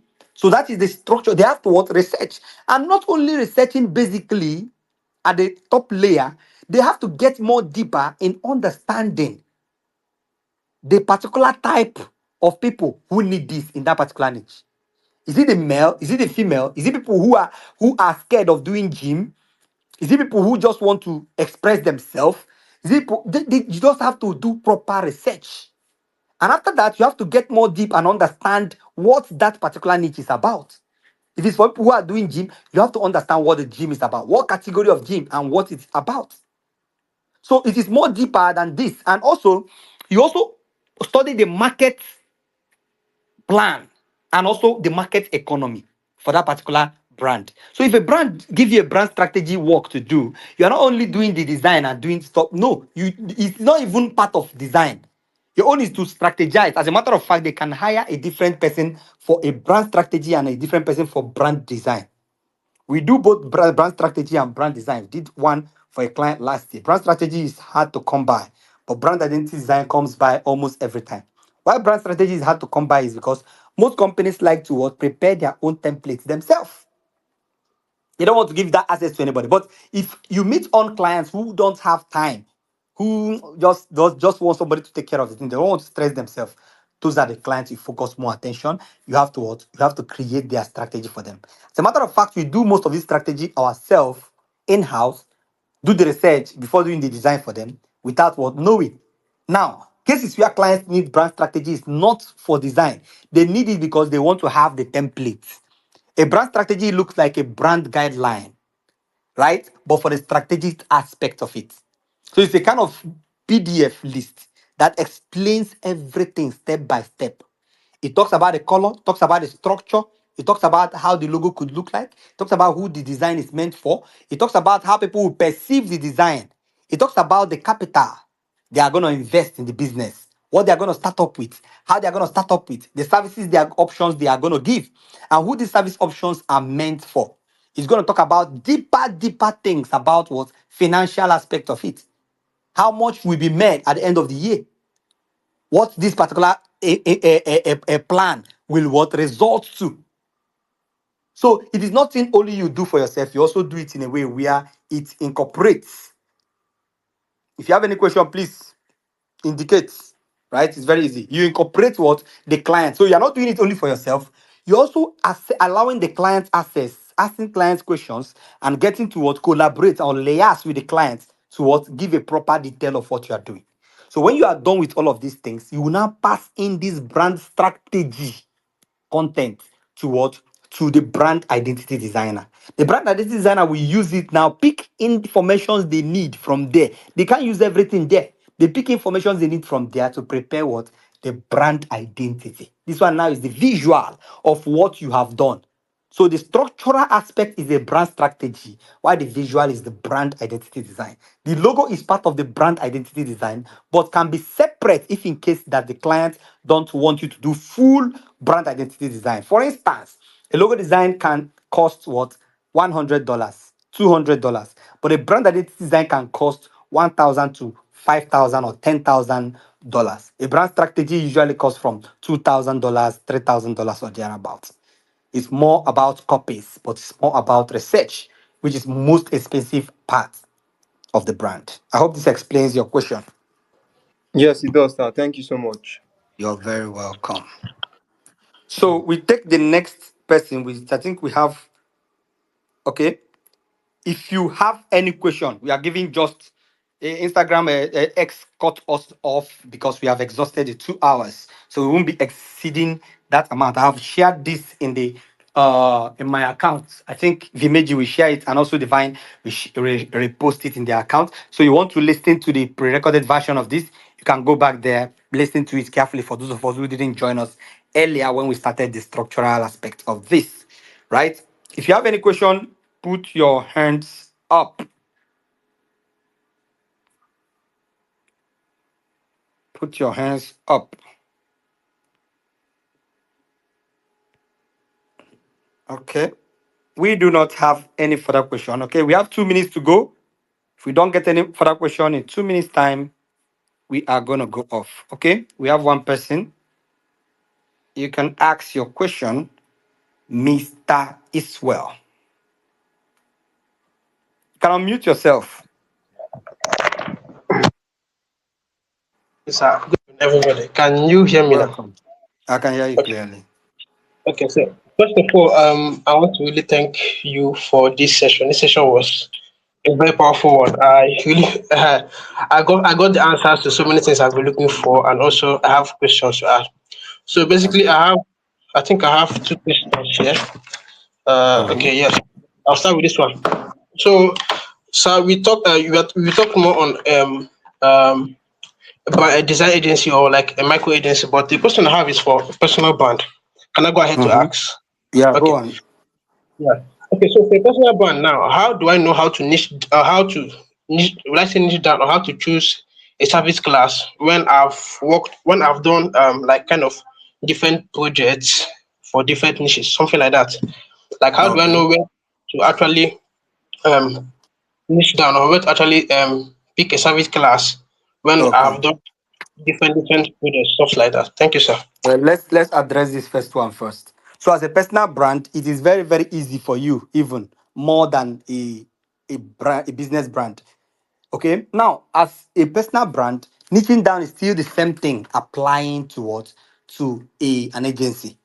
If you are a flyer designer and you are a logo designer and you are a web, I talked about this. I think maybe you are late. And you are also a website designer. You are these three things as a personal brand designer, like me when I wasn't an agency yet, right? When I was doing everything myself. I was hosting the meeting myself, doing everything myself, right? Now, I don't even have anybody I'm paying. I don't have anybody who's working for me, right? During that period, what I did was very smart and simple. What I did was what? I asked myself question. It all starts from asking yourself a very critical question. What do I stand for? Who am I working for? Okay, you are doing flyer design. You now go back after this answer I give you. Take your pen and paper, go down, write down all of the service options you do. Pick three of the best or three of the ones that you have more constant client inflow. Write them down. Now, under those three, this I'm giving you the formula on how to figure out your answer now. Under those three, what you're going to do, pick the first one, and under the first one, you write down which service classes you perform better on, or which service classes you take on projects more on. So if you're a flyer designer, you say, okay, since the past 6 months, how many church flyer designs have I done? You write it down. How many business flyer design have I even say business flyer? I'm talking about all categories of business, right? All categories of business. How many business flyer design have I done? You write it down. How many birthday design have I done? You write it down. Flyer design own is done. You now have the number of the amount of things you do. That is how to choose service classes for flyer design. You go over to logo design. You do the same thing. How many logo designs have I done throughout this week? You say, okay, I have done 10 logo design this month, right? Okay, since I have done 10 logo design this month, which particular service? How can I categorize these things? The first one, was it for a this Mr. A brand? Okay, this brand is for skincare. This second one is for what? Is for upholstery. These are for furnitures. This one is for skincare. This one is for skincare. This one is for furniture. This one is for gym. By the end of the day, you realize that you are focusing more attention. You are working for more of skincare brands. Now, why service classes is essential for both personal and what? Big brand or agency brand is why it's essential is because look, listen carefully. Service classes are very important. We ignore it, but look at the importance. It is very important because if you have this psychology understanding of how to what classify your monthly service plans and understand this thing very well, you are not only going to remove yourself from the state of confusion, but you are going to put yourself in a condition where you now understand more of the content you are going to be publishing. That's number one. Number two, you now have the idea where your clients are coming from because it is more projects you deal with every now and then that you publish, which means more of the publish of that one gets you more of those clients.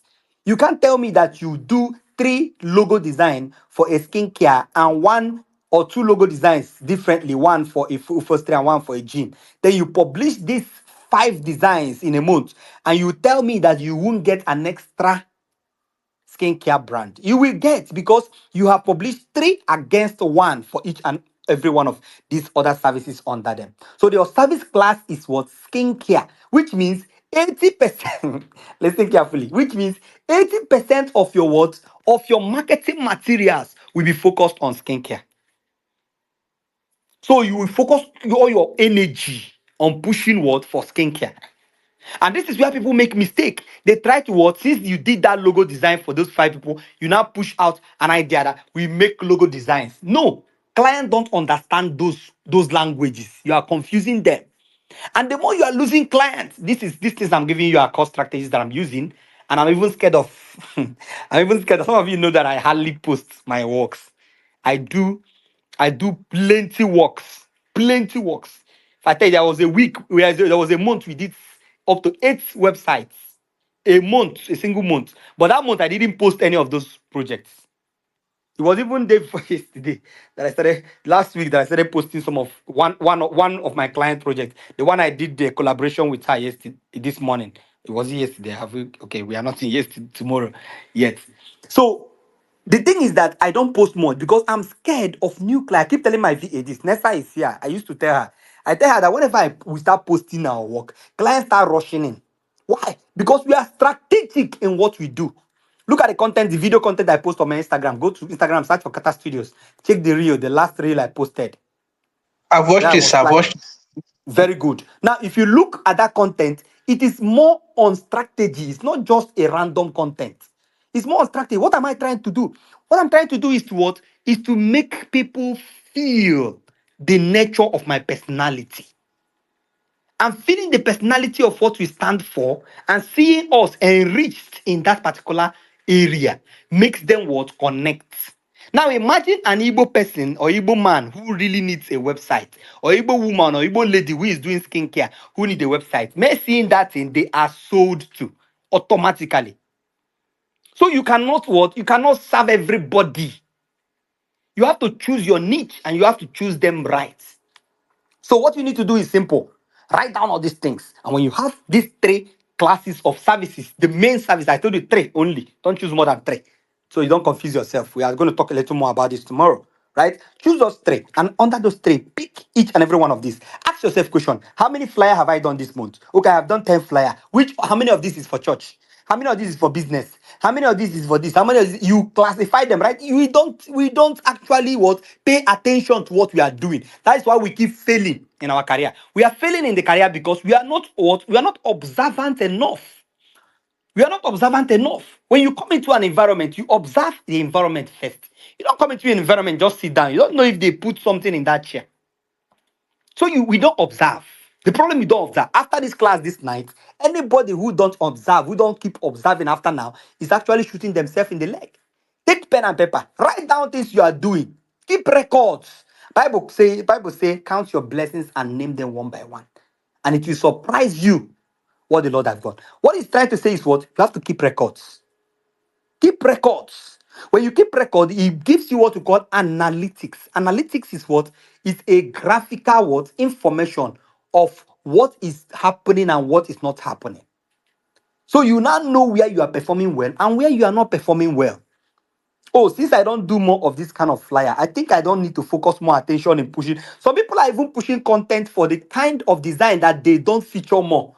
The kind of designs that they get 20% of the client or 10% of the clients is what they prepare materials. We are going to talk about materials in the day two or day three. Some people say don't even prepare material at all. What they do is to post the work of the design they have done. What you are doing is reposting the client's projects. You should be repurposing the project. We're going to be talking about this in the day two or day three. So I'll teach you guys how to repurpose as a brand agency or a personal brand. You are going to repurpose your what? Repurpose your project you have done. so that when you share it, it is now for prospects, not for the clients you have worked for. I hope this answers your question.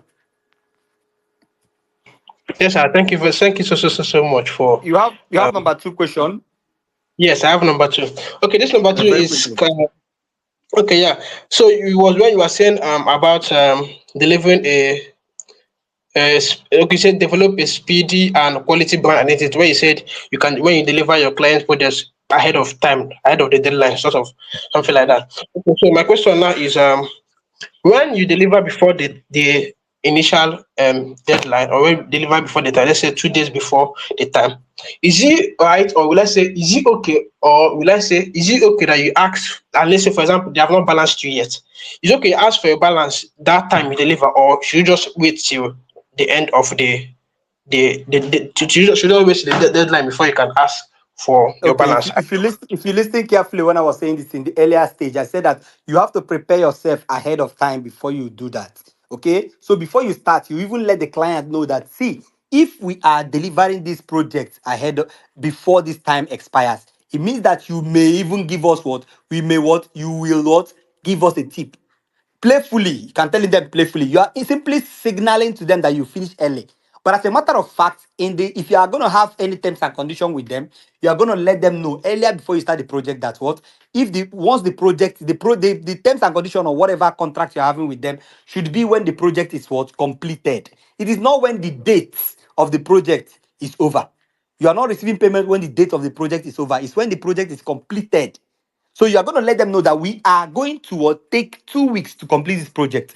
But if in most cases we might deliver this project ahead of our time.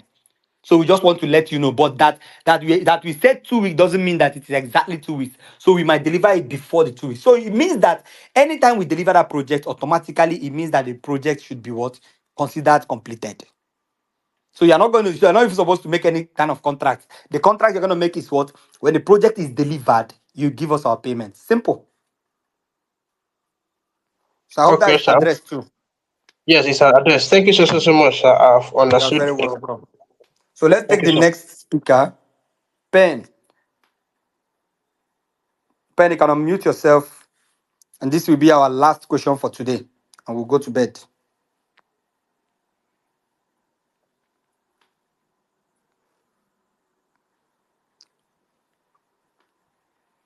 Pen, are you there? Confirm. Confirm very, very quickly.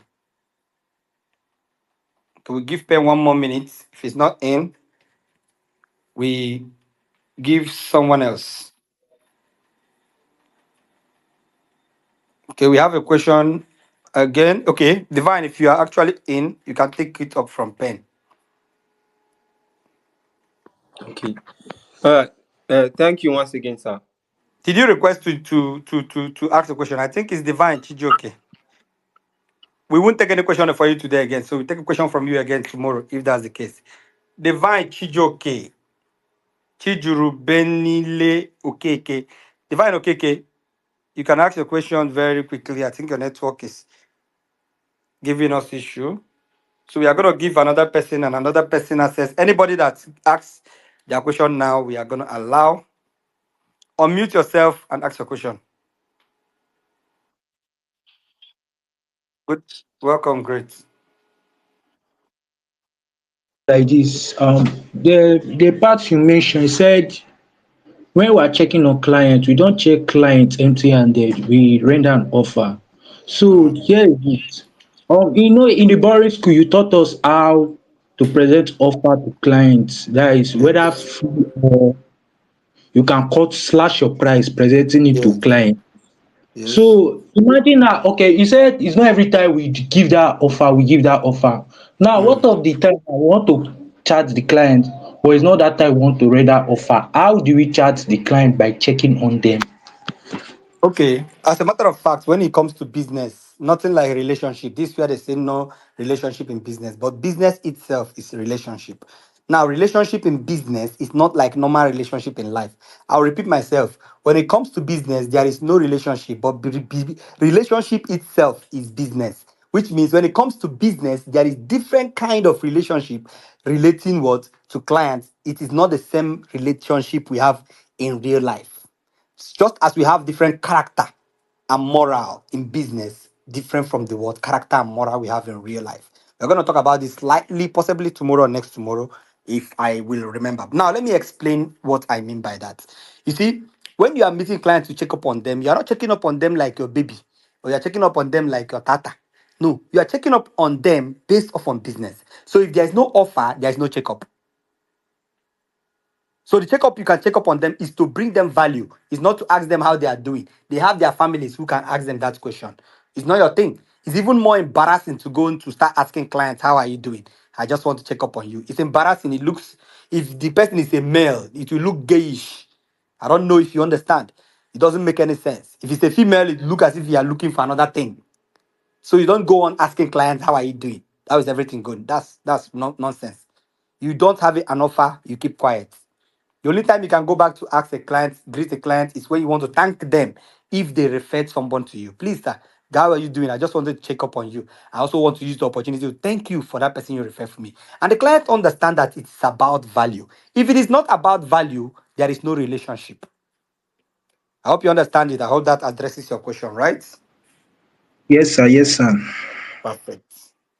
So we are going to be calling it a day today. We are going to rejoin again tomorrow, 8 p.m. We are going to spend 2 hours. We're not going to spend more than 2 hours tomorrow. We are going to rejoin. And by the way, you had someone talked about the boring school. You want to join the boring school? Follow the link you saw there. Scroll down. You're going to see the boring school and the business in design school. You are going to join those two platforms. You are going to learn a lot more on strategies on how to apply this. We are going to go on tomorrow on the day. Two topics we are going to focus on tomorrow will be more about the structural aspect of what you're going to talking about creating packages. You're going to create packages and bundle price for your clients and other design agencies. How to create these packages. I'm going to talk about them specifically. Okay, you're going to talk about pricing structures and price increase strategies for agencies. We're going to talk about setting up functional brand system. We're going to talk about amplifying your agency authority. Now, these four topics are very strategic. We're going to make sure we close them up. It's going to suppose take plenty hours, but we try to close them up in less than 1 hour or thereabout to make sure that we can get to rest as early as possible tomorrow. Thank you all for joining us today. Once again, my name is Manuel from Kata Studios, and this is Vimeji, and we have this Divine Okeke as the co-coordinator for this program. We'll meet again tomorrow. Do have a wonderful day.